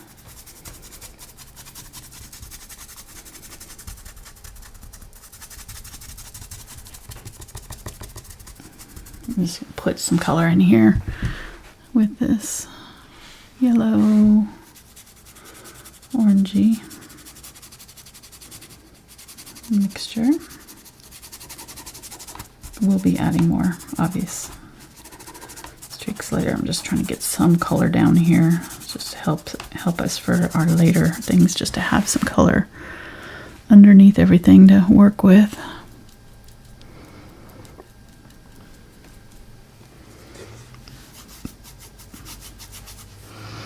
Gonna need a little bit more orangey tone here. There we go.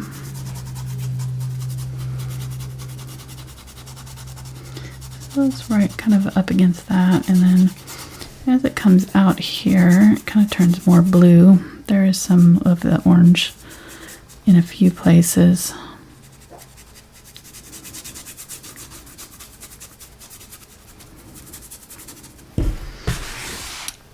Okay, that'll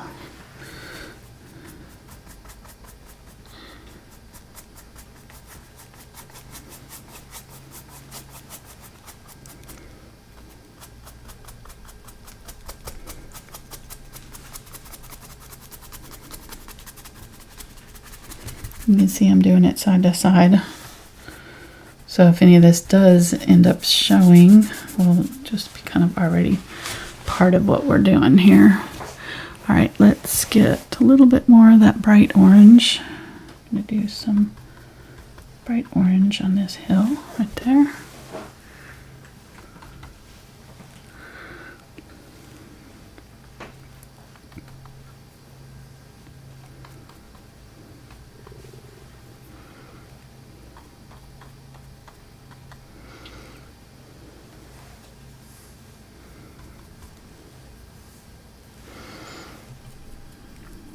Some of that brown from the trees. I'm going to use that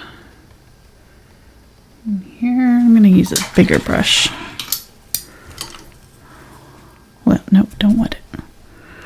Let's get some burnt sienna. A little bit of this brown.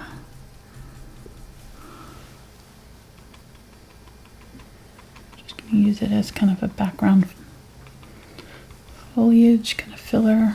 Just going over the top of what we've got here.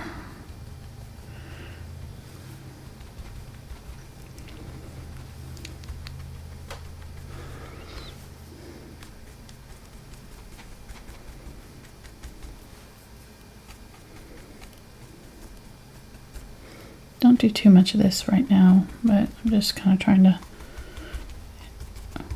mainly just kind of obscure what's going on back here. Add another layer of interest back there. Let's go ahead and add a little bit of this color back in here too.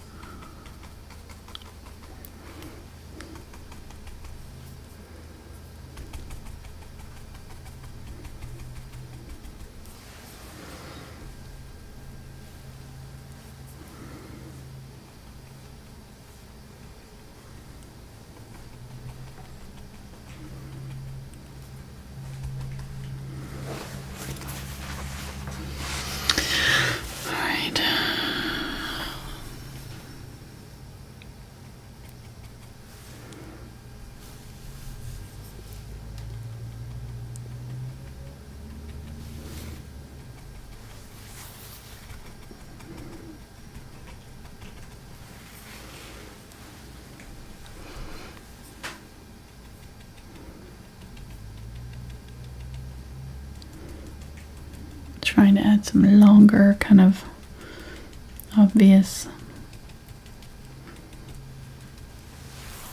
lines of darkness here. Okay. That's good.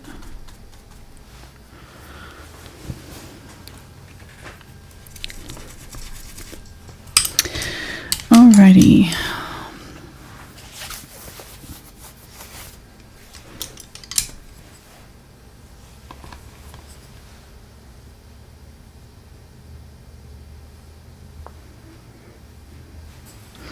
Any of these that I covered, like this one here that's in front of this, and this one here, just go and put the color back in. You can add branches back in over the top of stuff if you want some of the darker branches over the top of that.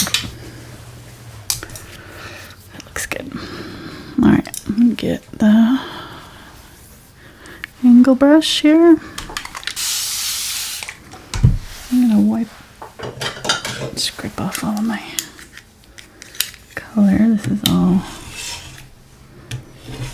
dry. Give myself some place to mix new colors. How you doing, hun? All systems are go over here. You've been quiet today. Chat's going okay? Yeah, it's going real well. Good. Some people are making some hot cocoa. Yum. We're buying the stuff for the recipe we posted. Nice. Yeah, we shared our favorite hot cocoa mix recipe. I can't take credit for it. It's not my recipe. I got it out of cookbook, but recipes aren't copyrighted. Did you know that? You can't copyright a recipe? I didn't know that. Yes. Yep. I can't remember. I can't remember why I came across that tidbit of information. You know me, read a lot of weird stuff all the time. Yeah, I think. Yeah, I can't remember. It's been too long. I can't remember why. But words. But yeah, it's true. So, not like we were, publishing it to make money or anything, but. Yeah, it makes, if you make the full recipe, I estimate it makes like 50 or 60 servings. Yeah, it probably makes not quite 2 gallons worth of dry mix. Yeah. This is the symbol for dry mix. You knew I was going there. I was waiting for you to mention that. And what's the symbol for a small guacamole?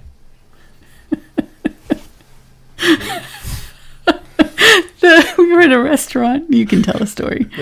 That was pretty funny. We were at a restaurant, and I was like, "Can you get a small guacamole?" And the waiter said, "Yeah, we got a small guacamole." He did the hand signal back. I was like, we are on the same wavelength. That's the international sign for small guacamole. Small guacamole. It's great. Mark's like, I didn't even notice that he'd done it. I was just like, yep, Yep, you got it. You got it. You know, you and me, we got it. Yeah. Simpatico. Looks like he just went like that when you did it.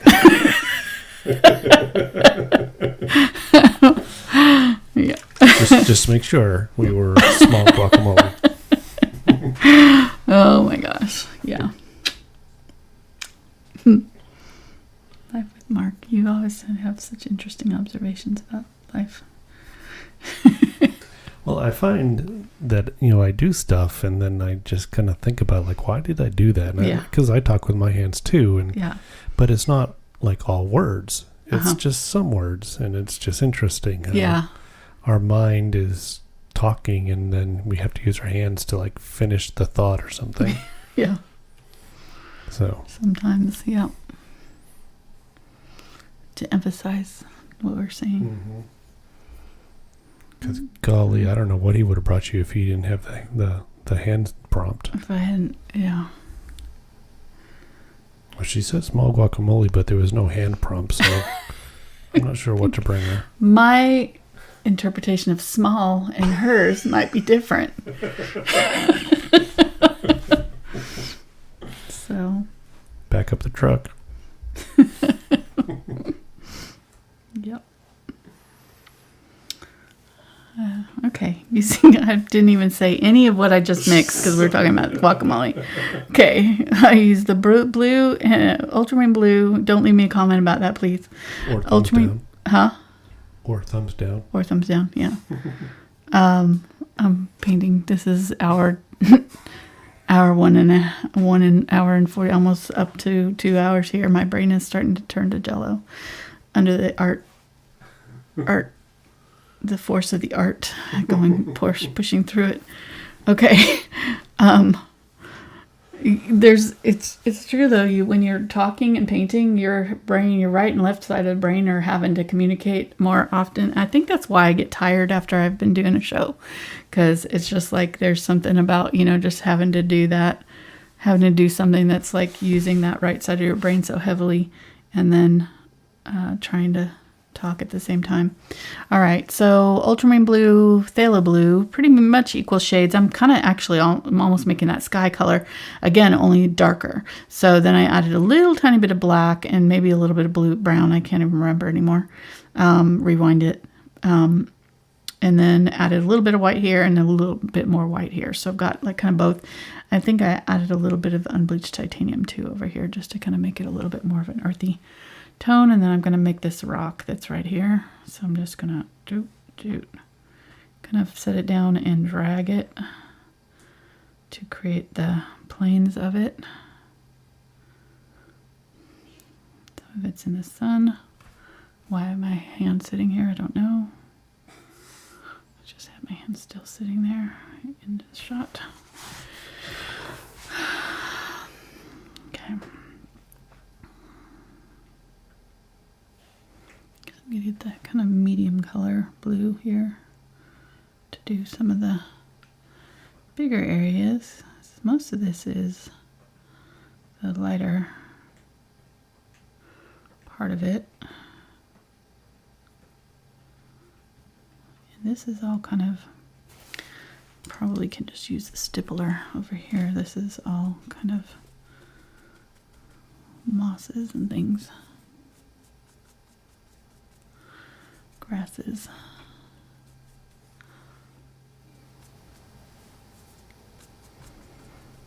I need to use this next time I do grass. This is working really good. I just kind of grabbed it,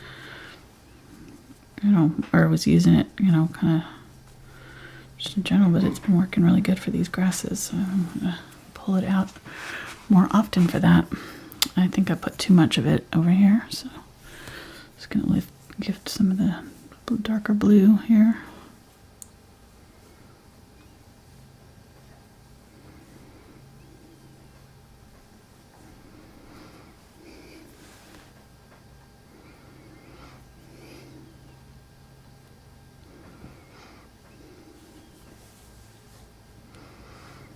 And pull it right down into the water.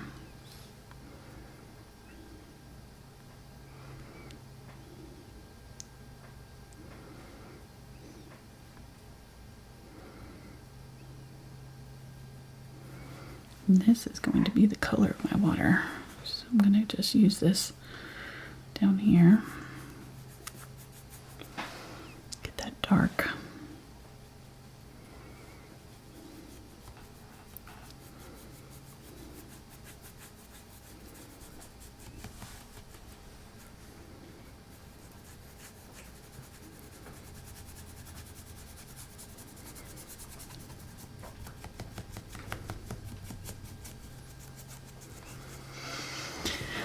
All right.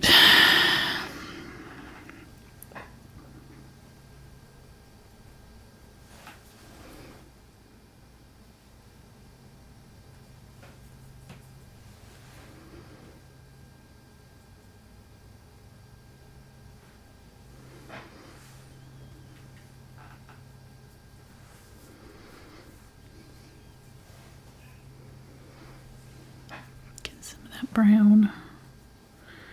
This area in here is more of that brown. It's going to pick up, the water is basically like a mirror almost. It's going to pick up the colors of whatever is, you know, in the area around it. So I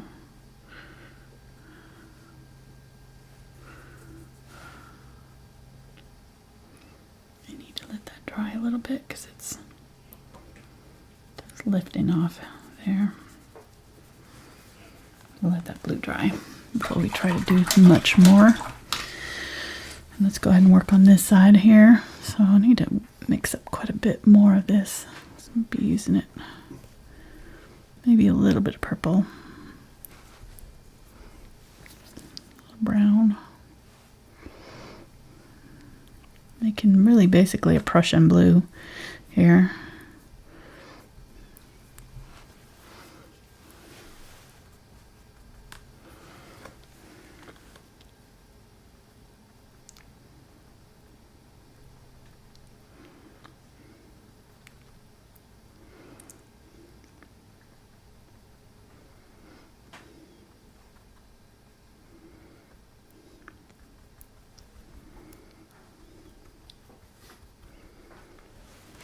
Get some more of that ultramarine blue over here.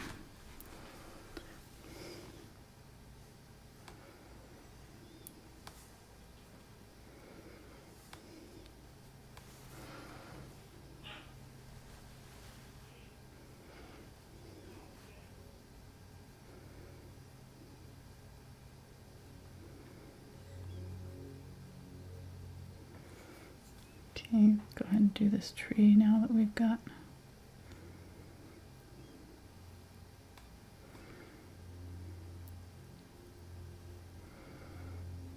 Background in.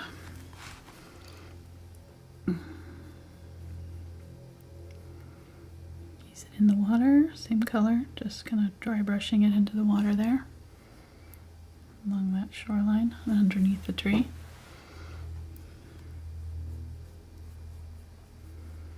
We'll be putting more white back in, so don't worry if it looks funny at this point.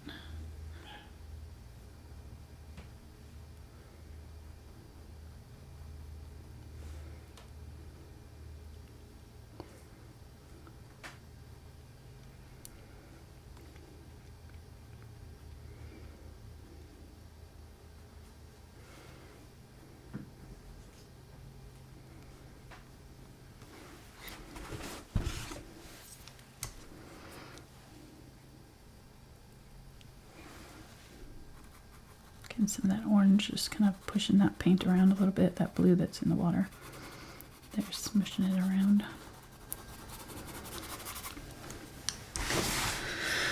Alright. I'm going pretty dark with this background here, just so that I've got some dark color to play against. And then I'm going to add the Unbleached Titanium here. I think I'm going to use this brush just like I did on the other side and pull the grasses and moss that are kind of clinging to this side of the bank down.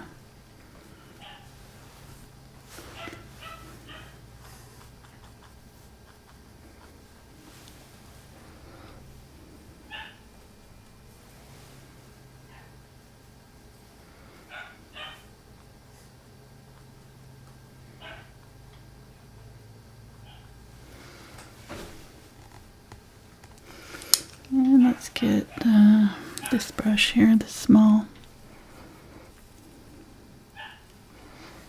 Get some of that bright yellow orange here. Just tap it in.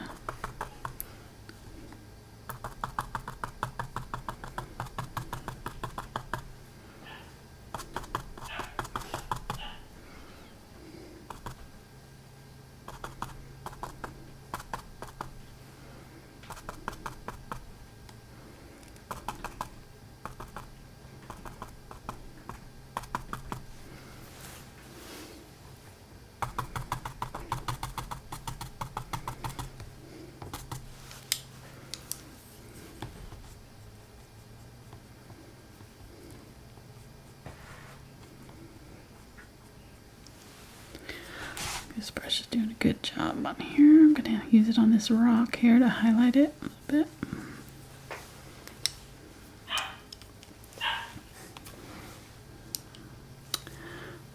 Alright.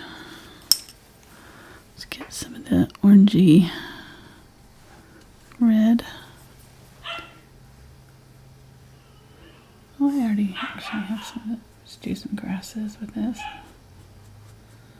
Sorry about the dog barking in the background.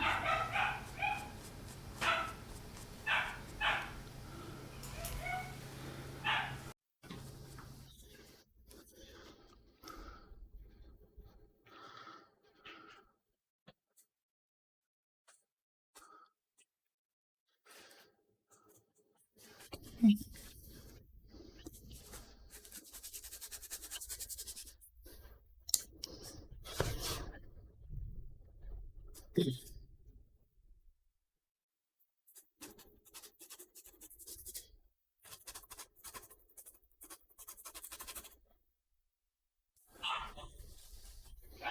Right, get some of the bleached titanium here and adding it to the blue.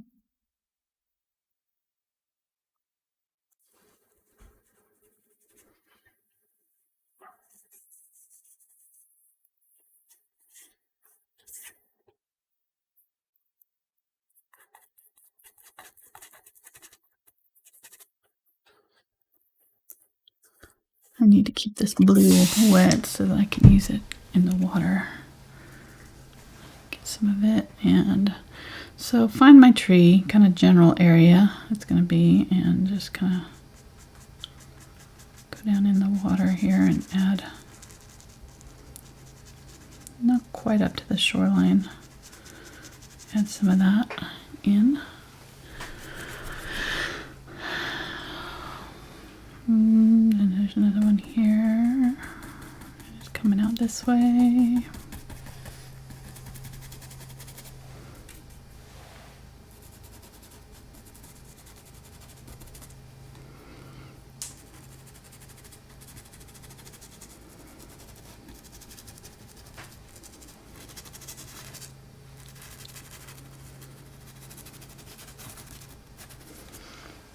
I've got other colors in here, so it's kind of informing the... I want to darken this up just a little bit.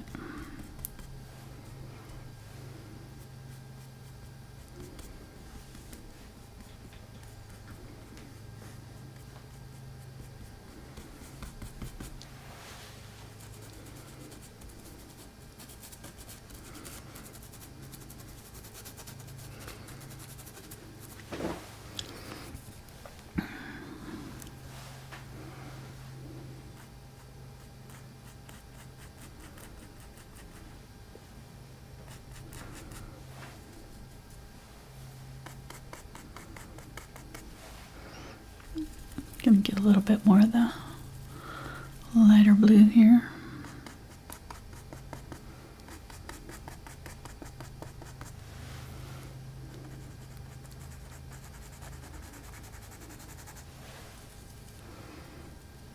Maybe a little bit of the brown.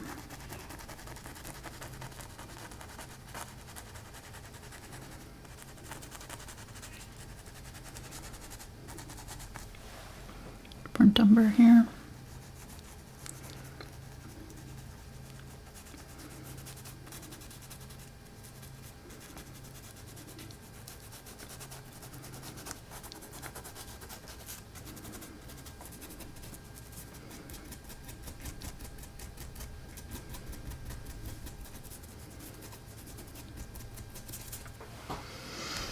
Okay.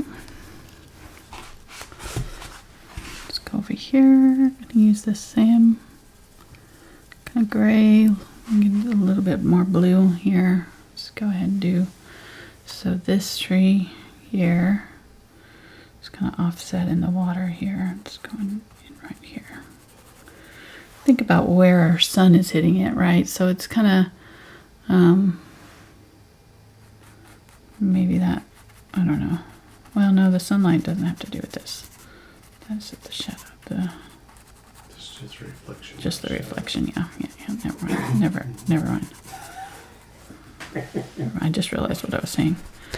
Cancel that physics lesson. Yeah, cancel that. Okay, so I'm gonna get ultramarine blue and my glaze. This should be dry enough here. So now that I was talking about the shadow, let's go ahead and put it in. So it's right here.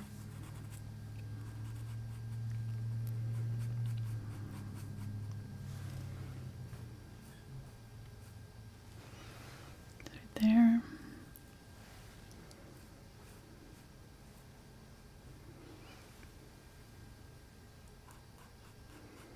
Kind of coming off the back side of that and across there, so you should still be able to see the greenery and things through it. Just going to darken it up a little bit right there in that path. And then there's some other shadows here. Let's go ahead and kind of put that one in. That it's not going to be that visible because we're going to be the sunlight is just counteracting the shadow.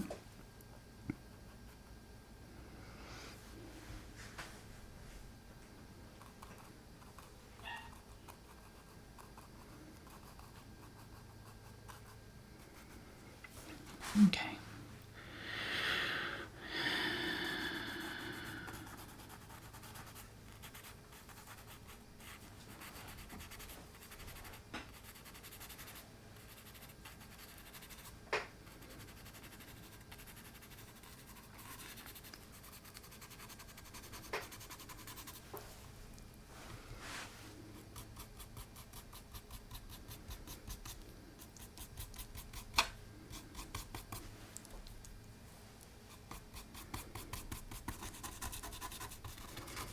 This is for a tree that's not here yet. It should be added later.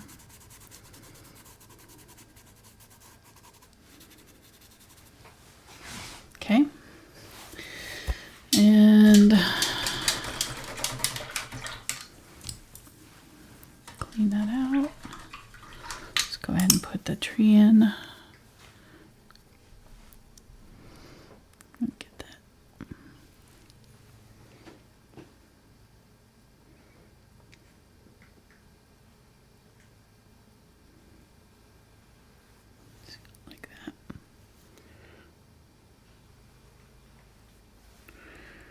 This is almost dried out right there.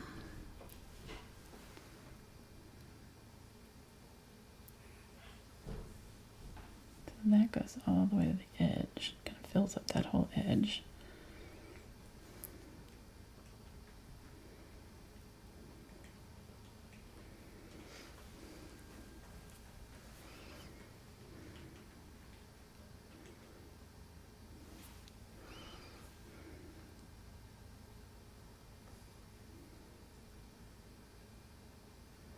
So using this angle brush. The angle brush does a good job of doing lines too. You just have to be careful because it can easily kind of go wide on you if you're not careful about where the branches, see, like right there.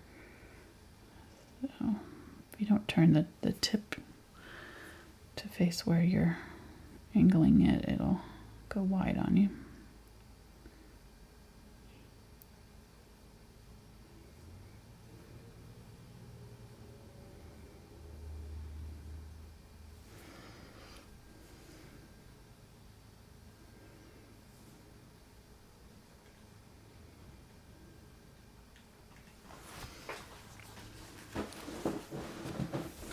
And these are actually going off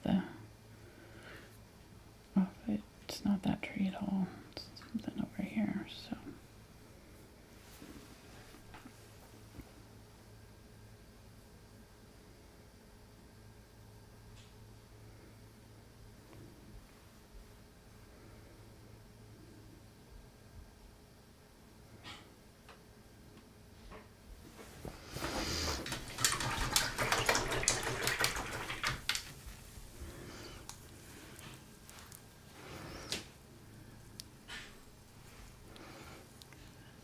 put some of the blue on that, a little bit of blue on this. Get some of this and pull it down into the water in front of this.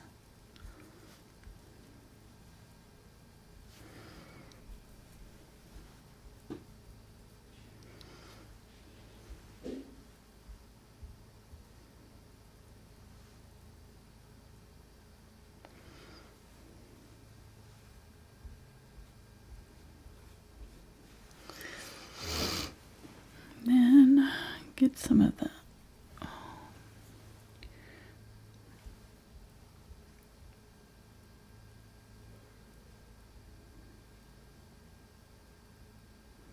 Unbleached Titanium here and put some, highlight some of these branches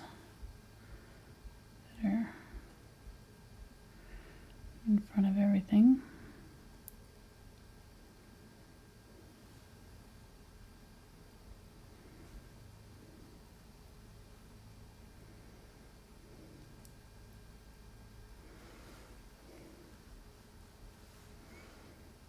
A little bit of it on the tree trunk here too.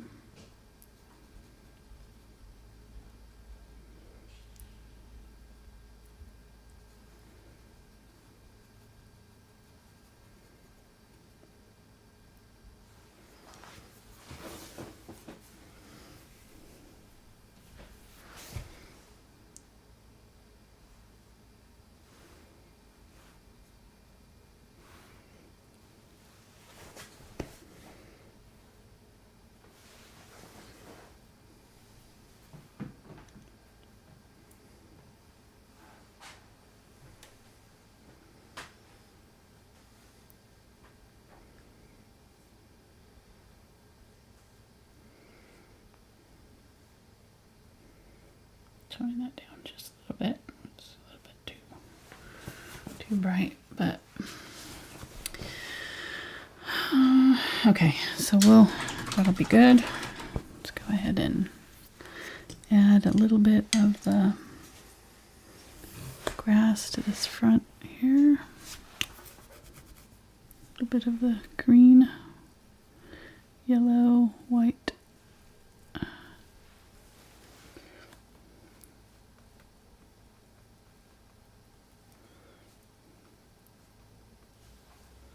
There, and then right here, a little bit at the base of this tree.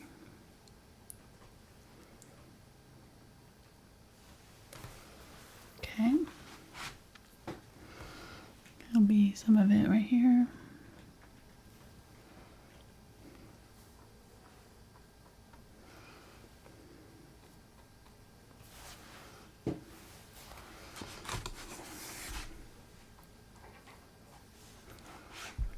Okay, let's go ahead and put it in the water.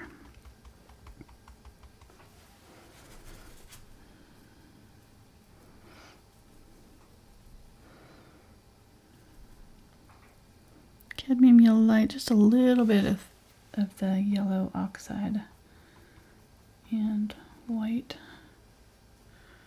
Here. Oh, this whole area is really bright, so I need to do quite a bit of that right here.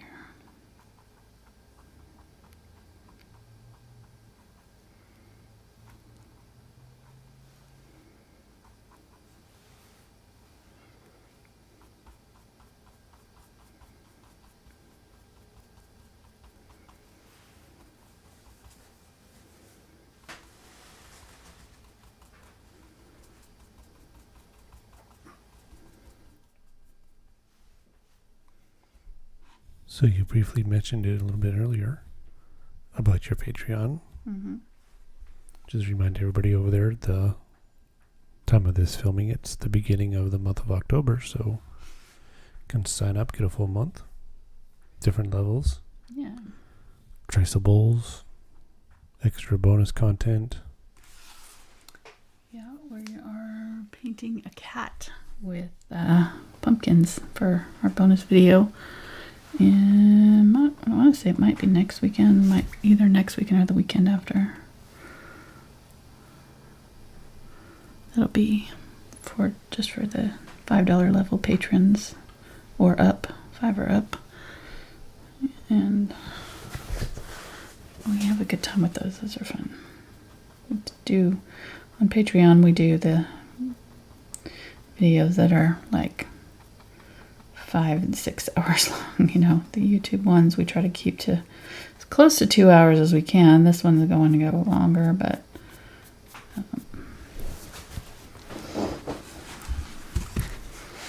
yeah, we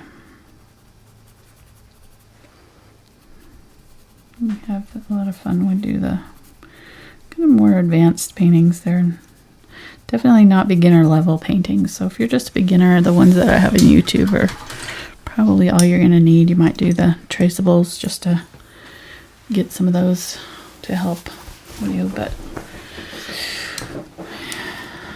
then once you get a few paintings under your belt and you want to get challenged to do some other stuff, then get a lot of fun projects on Patreon that we do. A lot harder than the ones that we do here on YouTube. And it's kind of backwards, but you know, you get to hear me in the bonus video that's included with the $5 level. Mm-hmm. But you don't for the $10 level, so we make you pay more to not listen to me. Exactly. So for those of you who don't like to listen to me, there's a level for you. For those of you who are like leaving me comments about the annoying man talking to me in the background, this one is for you. All right. I'm going to do like a dark brown red here for some of our shadowy leaves, and then yeah, that's good. So these leaves are kind of dropping down. They're just kind of drooping. So I'm just going to kind of do like this. Thought about doing they're really not small enough to do the stippler. They're kind of big, so I'm just going to go ahead and just do them by hand. Just dab them on here. And if we need to, we can add branches out to them, you know. So if we do some that we're like, you know, that doesn't look right, we can add branches to them later. I'm just looking at where I've got my branches already and adding my leaves kind of hanging below somewhat. And they're actually all in here. And not all of them are going to have this dark, so I'm just kind of looking to where I'm seeing the really dark ones.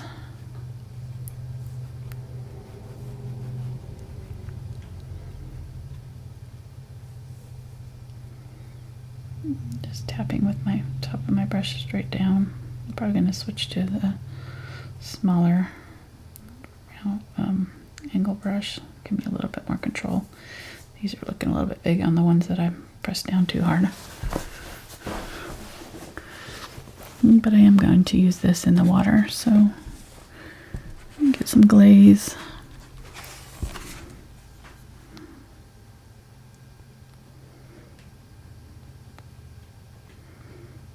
Gonna use the tip of my brush here.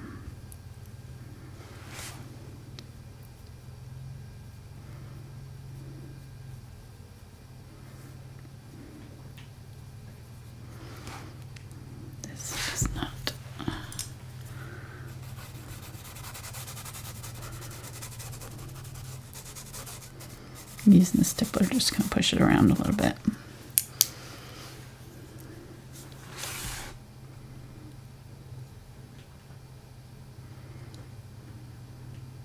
Use it at the bottom of some of those oranges to tone them down.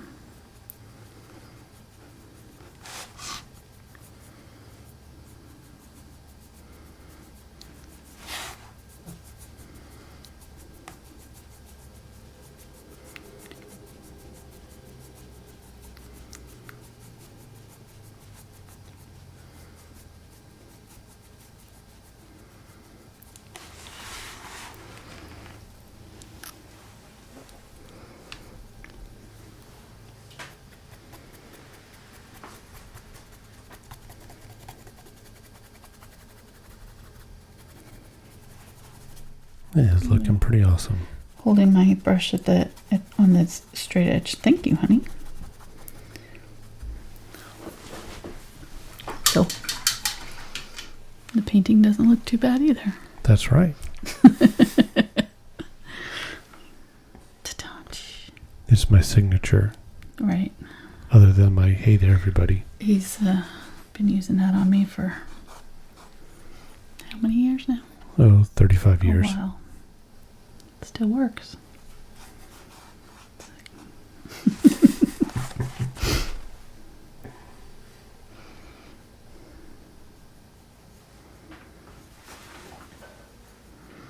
Okay, so this is just that kind of orangey red here. Just kind of thinning it out and just adding it to my highlight area so that I've got a little bit darker tone. And really this, all of this needs to be darker all the way up. So I'm just gonna bring this up.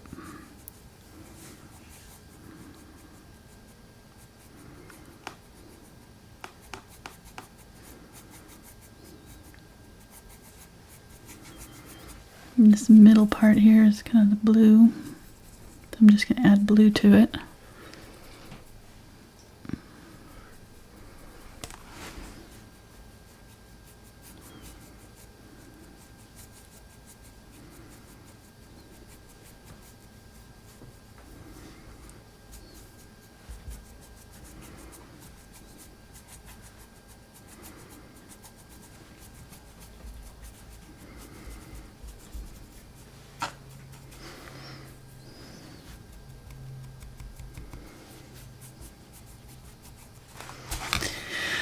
Alright, we'll let that dry.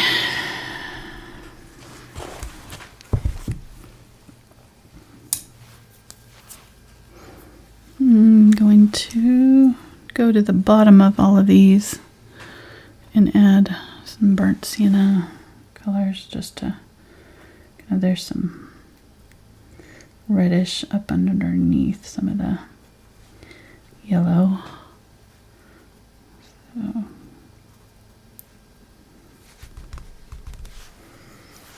just kind of sets it in a little bit, really just kind of glazing over it just to help set that in.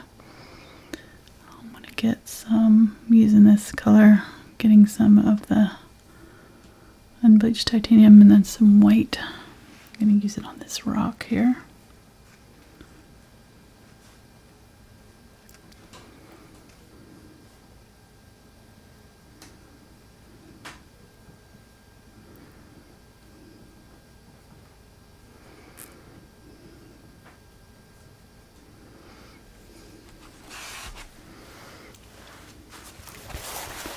Try that again. Hit like that.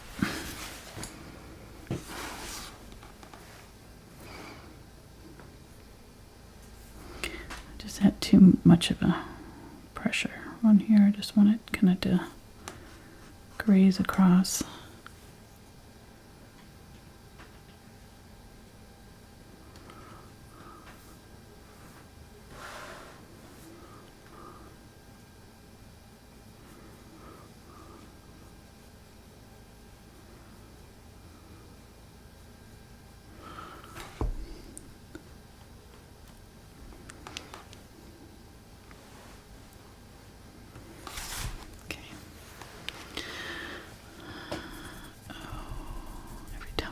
Mix up that blue, it just dries so fast.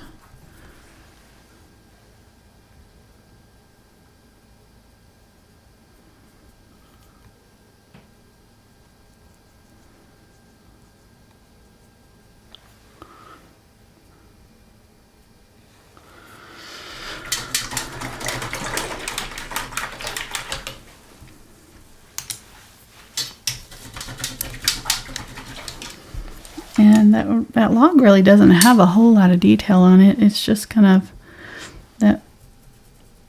I'm going to get some of this ultramarine blue and add the unbleached titanium to it. Just got a little bit of kind of a smoky haze. So I'm just going to do that.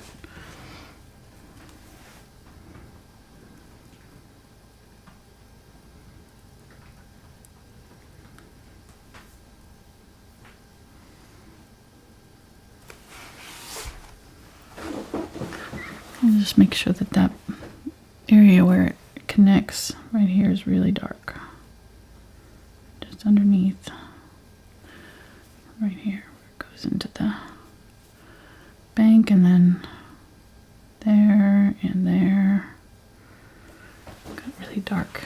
It's all about the contrast. The contrast is what will make the painting come alive. So don't be too scared to go really light with your highlights and really dark with your shadows. That is what makes a big difference.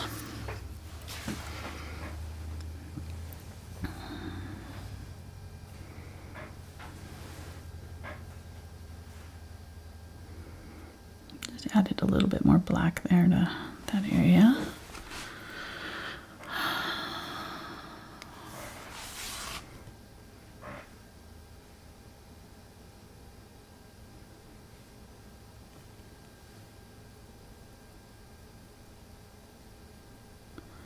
Just gonna dry brush here. And my brush is really dry and I'm just getting some white here and I'm dragging it side to side so that I'll get some of these little white bits catching and pulling off of it.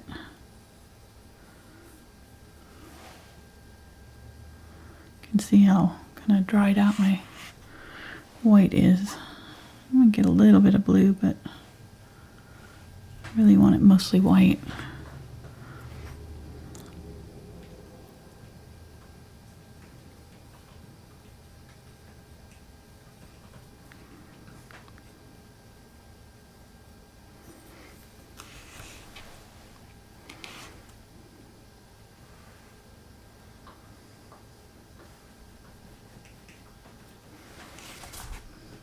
Okay, yeah, I'm liking that. I was just testing it over here before I get too much more done. I want a little bit more of the dark back in here. I'm not ready to do it everywhere yet, but this area back here was pretty much ready. So I can get a little bit more of the light blue, maybe a little bit of phthalo blue in here.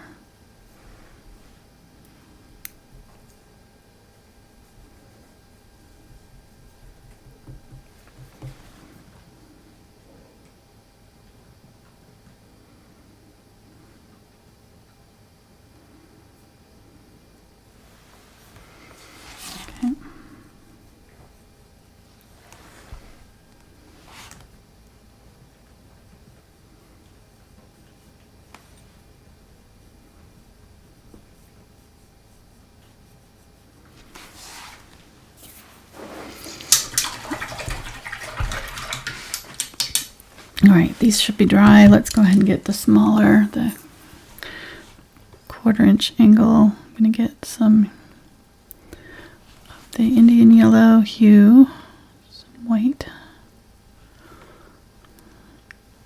and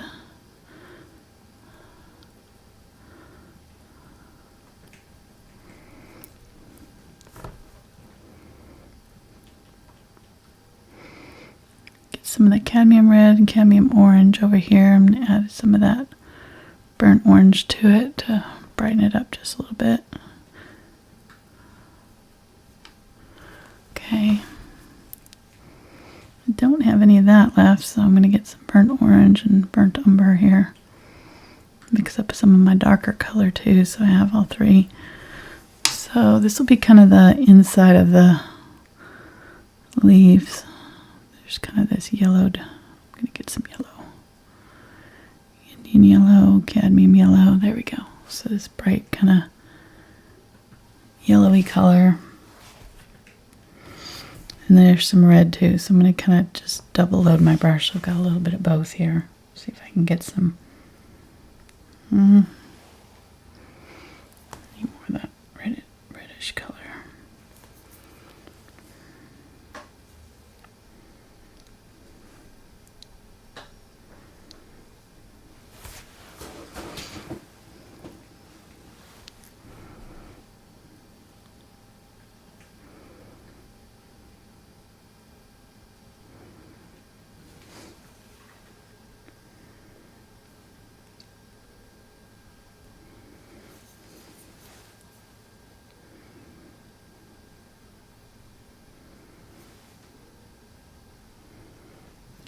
Just kind of tapping them straight up and down here. Just kind of getting the right leaf shape, see?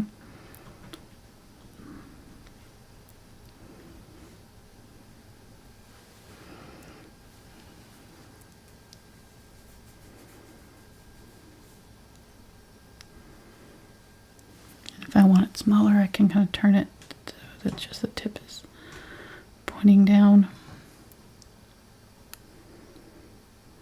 A little bit smaller. Leaves, and then all through here, all in front of this tree. This is all leaves here.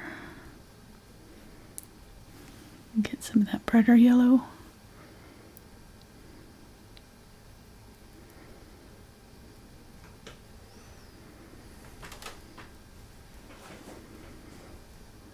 If you look at them carefully individually, it's not going to look like much. It's going to be like, yeah, it doesn't look like a leaf. But when you see them all together, like, okay, yeah. So it's kind of a trick your mind thing with these. It's really not doing anything but just dabbing little color, little blobs of color. But get the branches and everything else, kind of your mind sort of fills in the gaps in it. It's like, okay, that's a tree.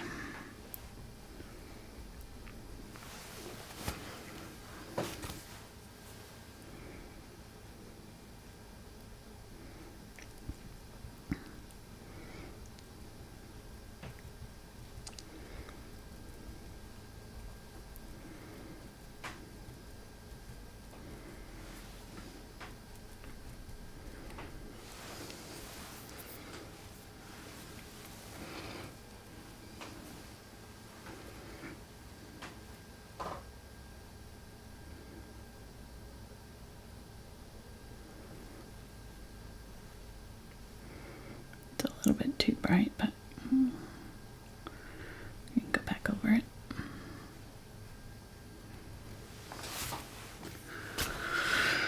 Or maybe it's not. Maybe there's some bright yellow here. Who knows? It's your tree, right? Do your thing.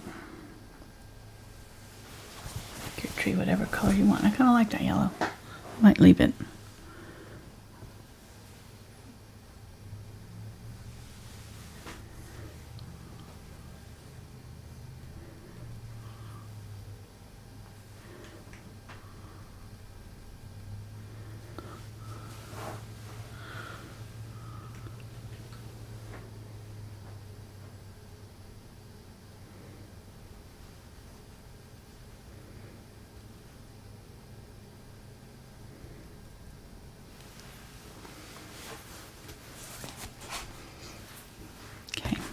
Go ahead and use what's on my brush here, down in the water.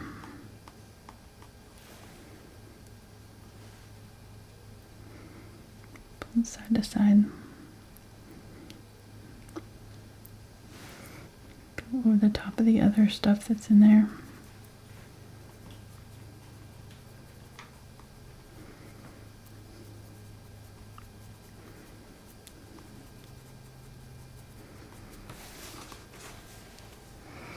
I'm going to add a little bit of glaze so that it goes on a little bit smoother, maybe slightly transparent.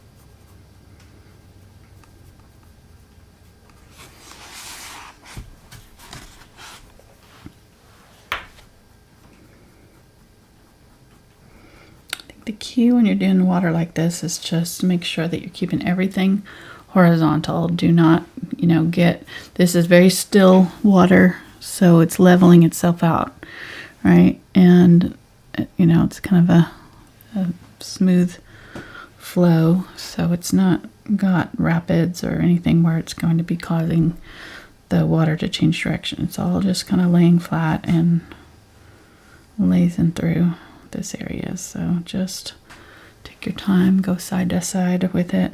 Make sure that you're keeping those side to side brush strokes all kind of parallel.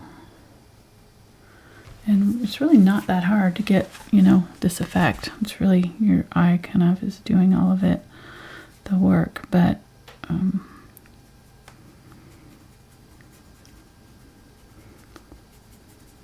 just kind of doing this side to side motion here. And the temptation or the tendency is to, when you get going, is to kind of start leaning, and then your brush strokes can end up going at a diagonal, and that's what'll kind of throw it off. So just keep an eye on that. Make sure, check yourself every now and then. Make sure that you're keeping them side to side.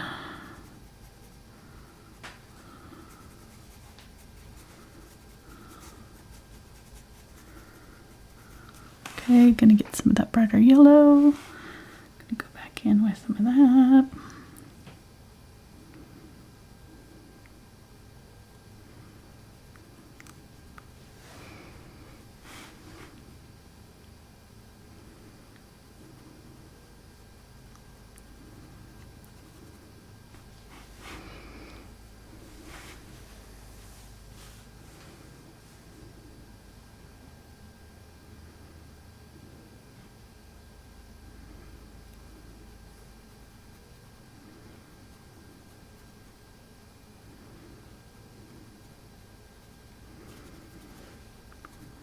We've got lots of different layers interacting here, so just keep on adding new colors that are all kind of in the same color family, that are all up in this area.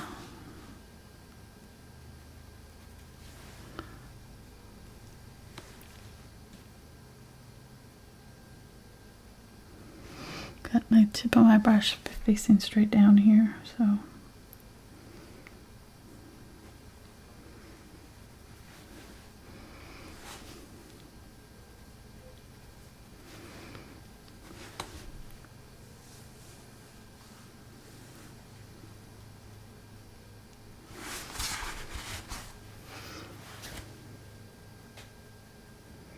see how that got a little bit off? It's real easy to do that. I find if I hold it this way, then I just tend to not curve it as much. Just rock it side to side.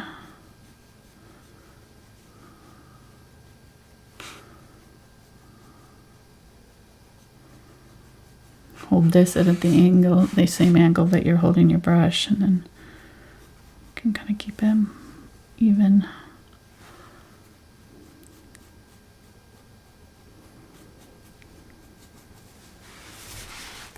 Oh, look how pretty that is. Let's use a little bit of this lighter color that's up in here.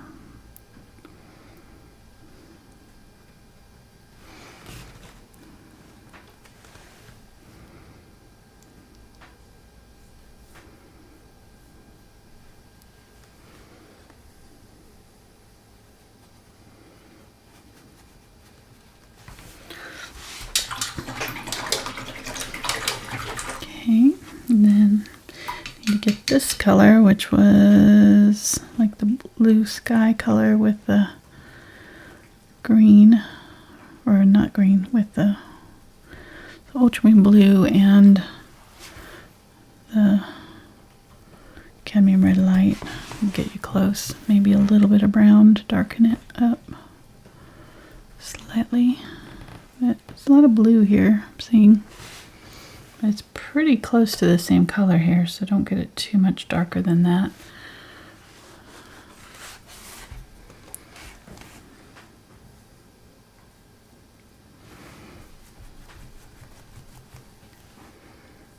Wiping my brush out, getting some glaze here. I'm just going to kind of go back over what I just did and smush it around.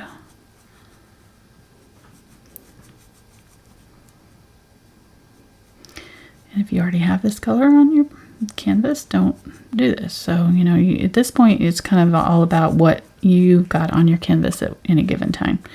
So you may not need to do all the colors that I'm doing now. So just kind of know that, you know, you need to look at yours and see what you're missing on yours. If you're missing this blue area in here, and add it. If you're not, then don't, at it, obviously. But you may have already gotten it on the first one, or first time around. You may have already put this in, so you may not need it. Getting some burnt umber, a little bit more of that red, or burnt umber and cadmium red.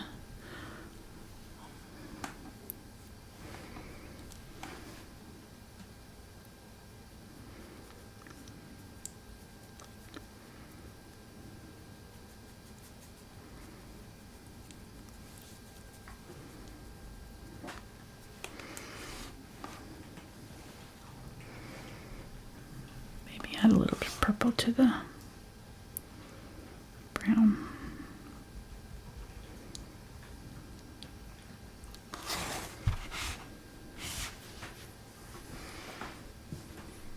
Somebody would like to know, what could they do if they don't have glaze?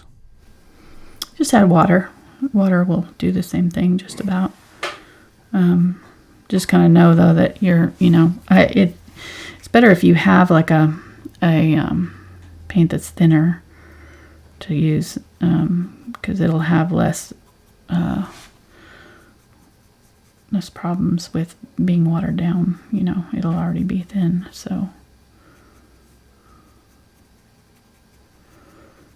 just brown and purple here.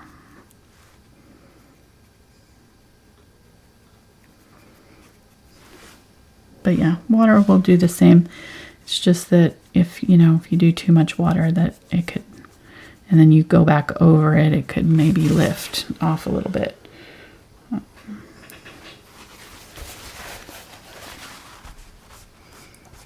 Pull through that. I kind of added a little too much of that.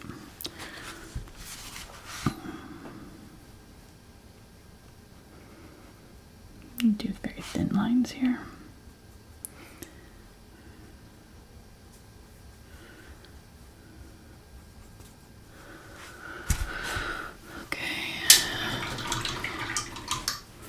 Pretty happy with this. I'm going to go ahead and add some more of the tree branches, since we've got our leaves in. Some of these leaves need a branch out to them. Just going to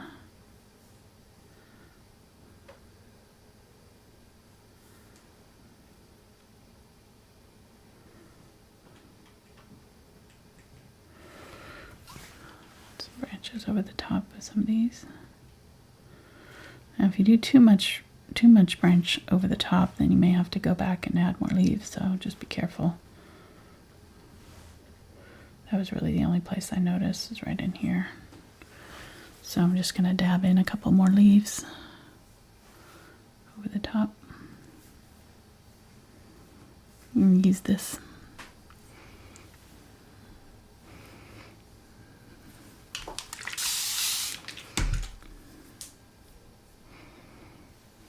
round brush here.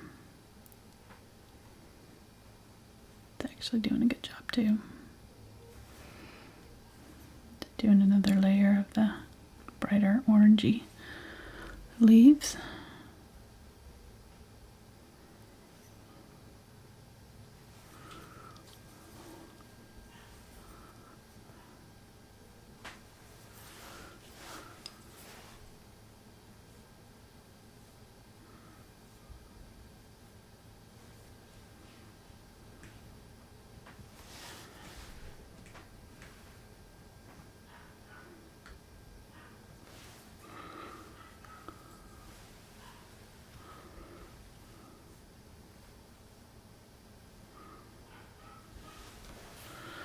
All right, I'm not going to add too many more leaves. I think that's pretty good. Or more branches, but I'm going to add more leaves. Just a few.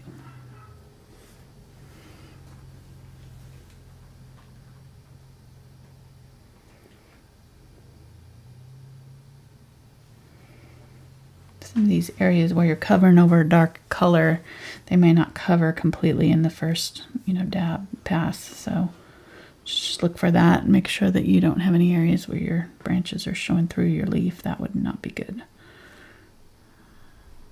Someone would like to know, what does the glaze actually do for you? The glaze thins out your paints and creates a transparent color that you can then use to go over an area without covering it. So, if you want a more subtle look here, you can use that glaze to put your color on, wash over an area, tint it, but you still will have this transparency. Well, yeah, it'll be transparent. So, but it also doesn't underbind the paint. Right. Where water, if you use too much water, would do that. Yes. Yes. Man, I picked up something over the last 4 years of watching you. Good job, honey. And that's one thing. In another 4 years, I'll get a second thing. Well, yeah.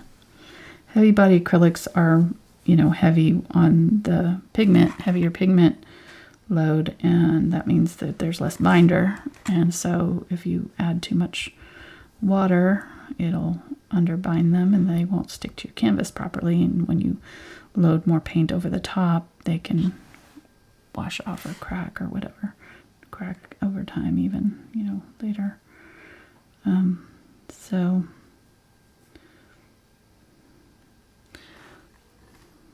that's why I use the glaze a lot, because it just prevents that.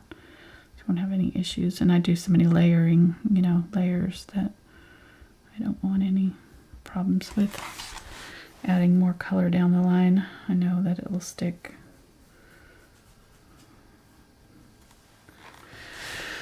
Okay. Pretty close to the end here. Let's go ahead and get my blue and ultramarine blue here. White. Mostly white. Just a little bit of blue.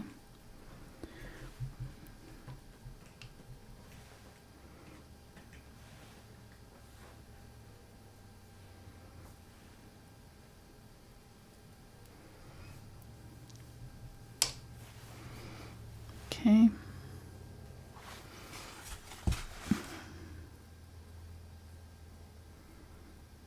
I'm gonna tap, tap, tap, tap. Bring this white part down.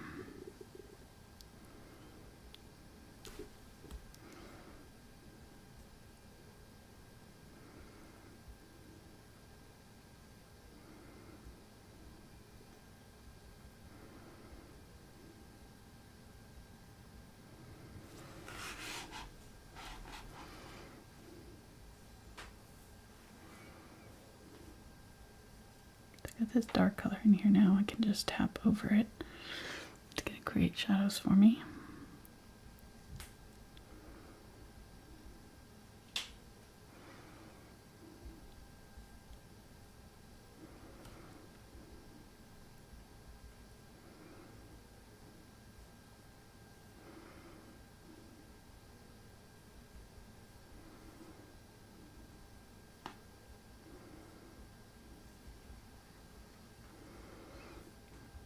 Once you start to get down in here, you're going to start getting more, farther and farther away with these lines. And then I'm going to just start kind of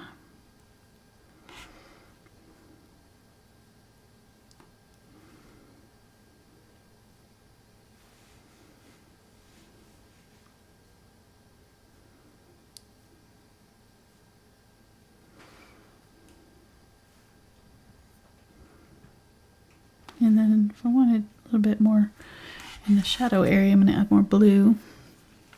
So over in here, gonna use more glaze and more blue here, and just kind of use the blue.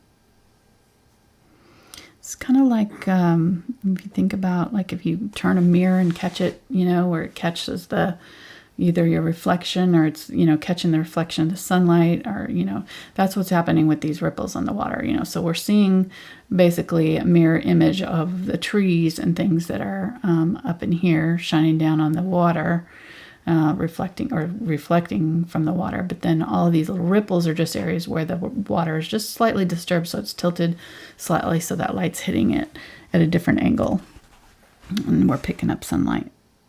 So blue sky, sunlight here, shiny little bits.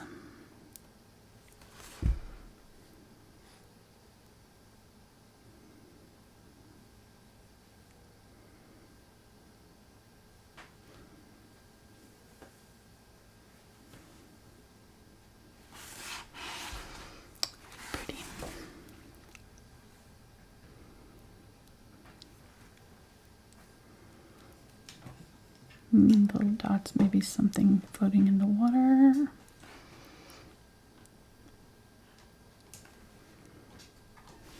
And get some of this darker blue. Use some of it in here. I've already got a little bit of this blue, but I'm just going to add some more right in here. Really kind of glazing with this.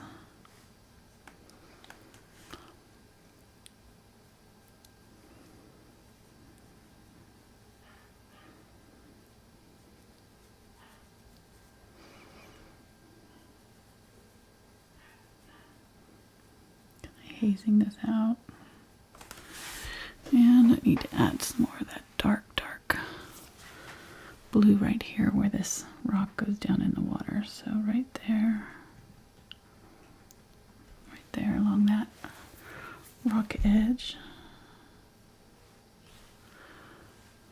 and right down here, just like sticks.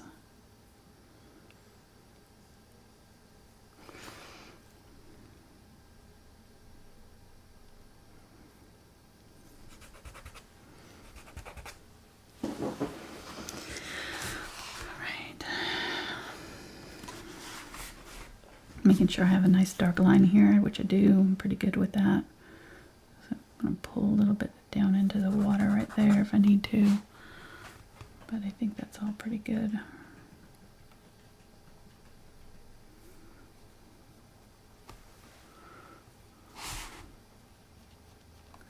Go a little bit darker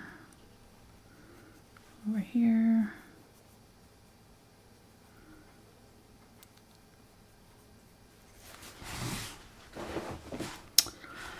Okay, and then I see a little bit more blue. Let's go ahead and do a little bit more of that blue right in here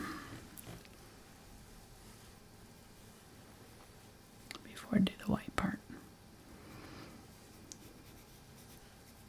What are you laughing at? It's every time you think I'm done, add more. No, I wasn't laughing actually. Oh, okay.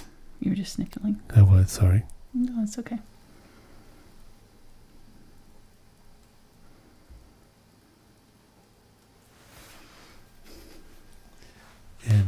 And for the person who asked towards the beginning of the show how long this is going to be, the answer is about this long. A little bit longer than this, but not much.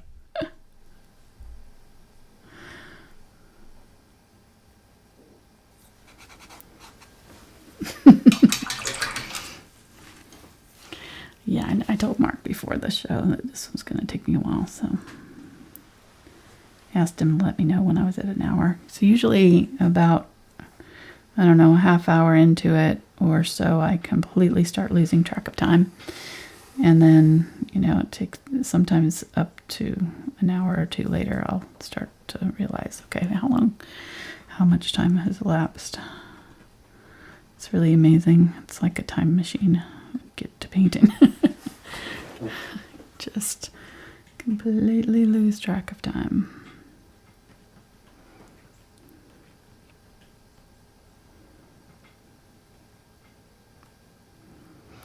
So this is brighter, more white-ish, and just kind of dabbing in some of these areas that I've already done, adding a little bit of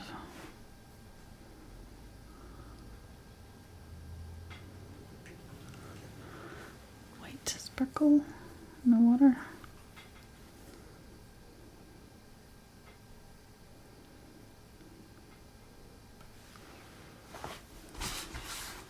Could probably splatter. I didn't think about that. Could probably splatter some sparkles on the water. But I'll just dab them in. Actually, no, I'll dab them in. Give me more control.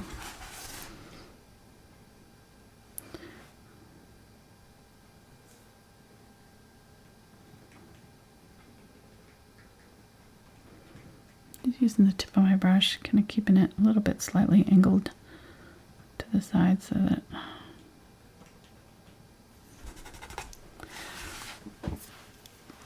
there. Staying horizontal somewhat. Okay, then this is where I'm gonna kind of start to drag it like I did before there.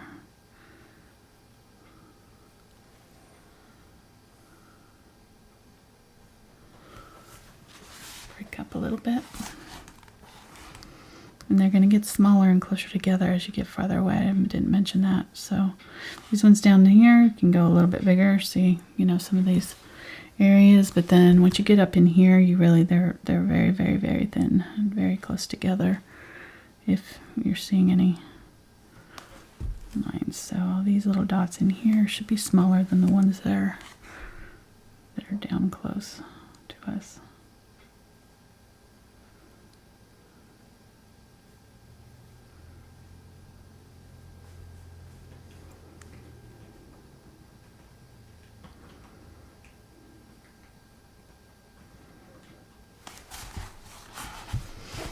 Okay.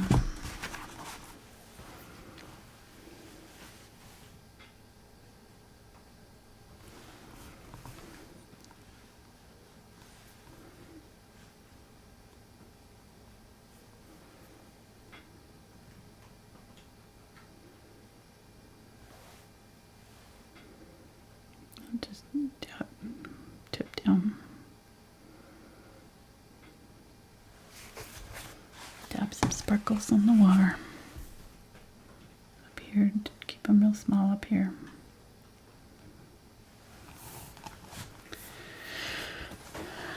There's a lot of them, so.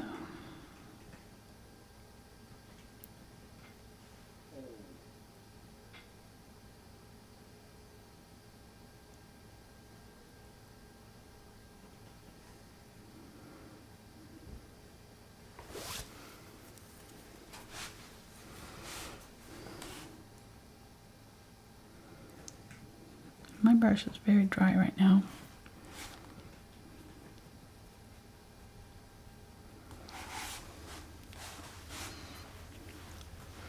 You can see that the white is really only kind of in this area. I need to do this area a lot brighter right here, right in front here. No, I'm bringing it down too far.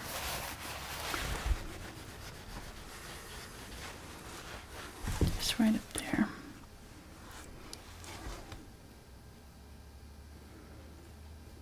There we go. There and then across.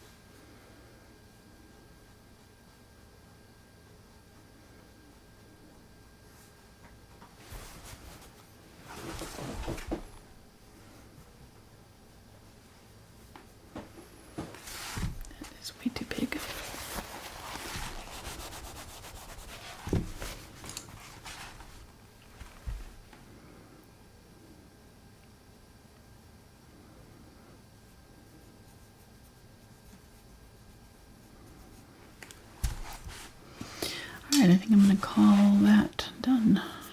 Just about, I think. I'm going to look at it. Well, that when I think it's done, then I stop and look at it. And then if I see anything to change, that's when Call I'll it do done. Just about, I think. Mm-hmm.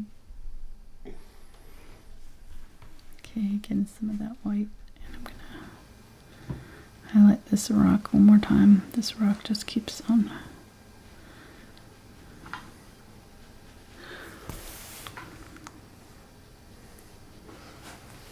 Okay. This is fun though. This rock here has got some blue and white. There's some detail on that rock there that I missed. Just a little bit of a highlight on that front end of it.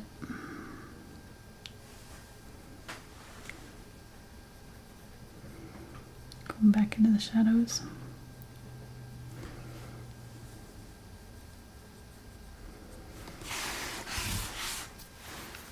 Okay, let's sign it.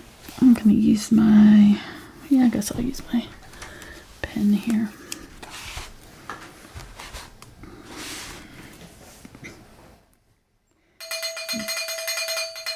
Oh, that means super chat.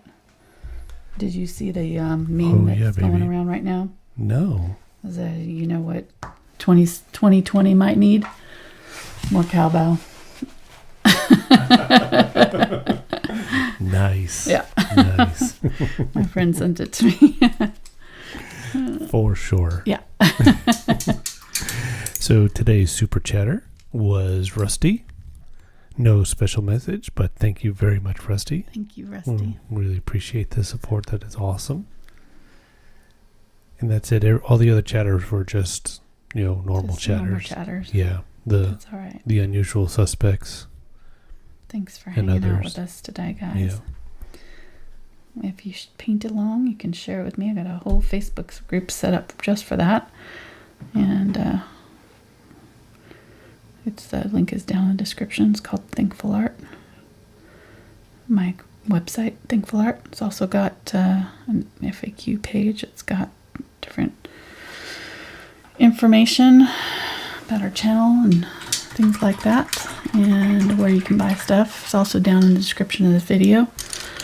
So check all the links out down below. And if you're going to be buying art supplies for working on this project, we appreciate it if you use our links, because that helps support our channel. So I'm going to add a little bit of this brighter orange to the water down here. I'm going to get a little bit of glaze. And I just see it like there's a few little flicks of this bright orange that kind of happening down here, right in that area. Okay, so yeah, there we go. Turned out pretty good. Pretty happy with it on the whole. It looks super realistic, honestly. Good. This area here may need a little bit of work. I just noticed it's like a little bit, maybe some of these branches need a haircut, or need some lighter colored grasses in front just to kind of hide the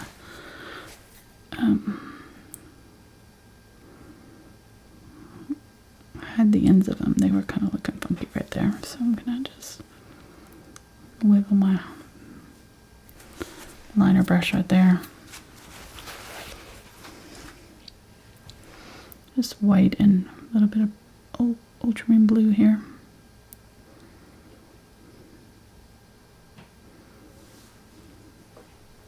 We'll be back on Tuesday.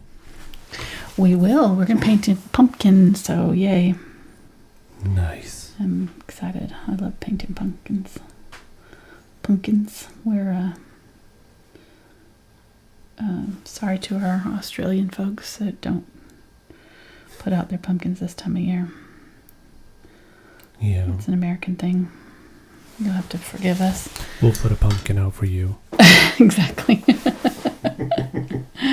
All right, guys. Have a great rest of your weekend, and we'll be back on Tuesday night, like Mark said. 6 p.m. painting a pumpkin, and then we've got a Thursday show. No, we don't this week. But then we'll be back next Saturday again. Next Saturday we've got our yard sale. That's right. Yeah, no show So the Saturday. only video next week is Tuesday. Ooh. That's it.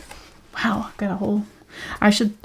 a week off to do yard sale. So I don't really have a week. I'd probably Yeah. prefer to be painting. So I'm going to Let's just go ahead and paint. And I just, know. I kind of think.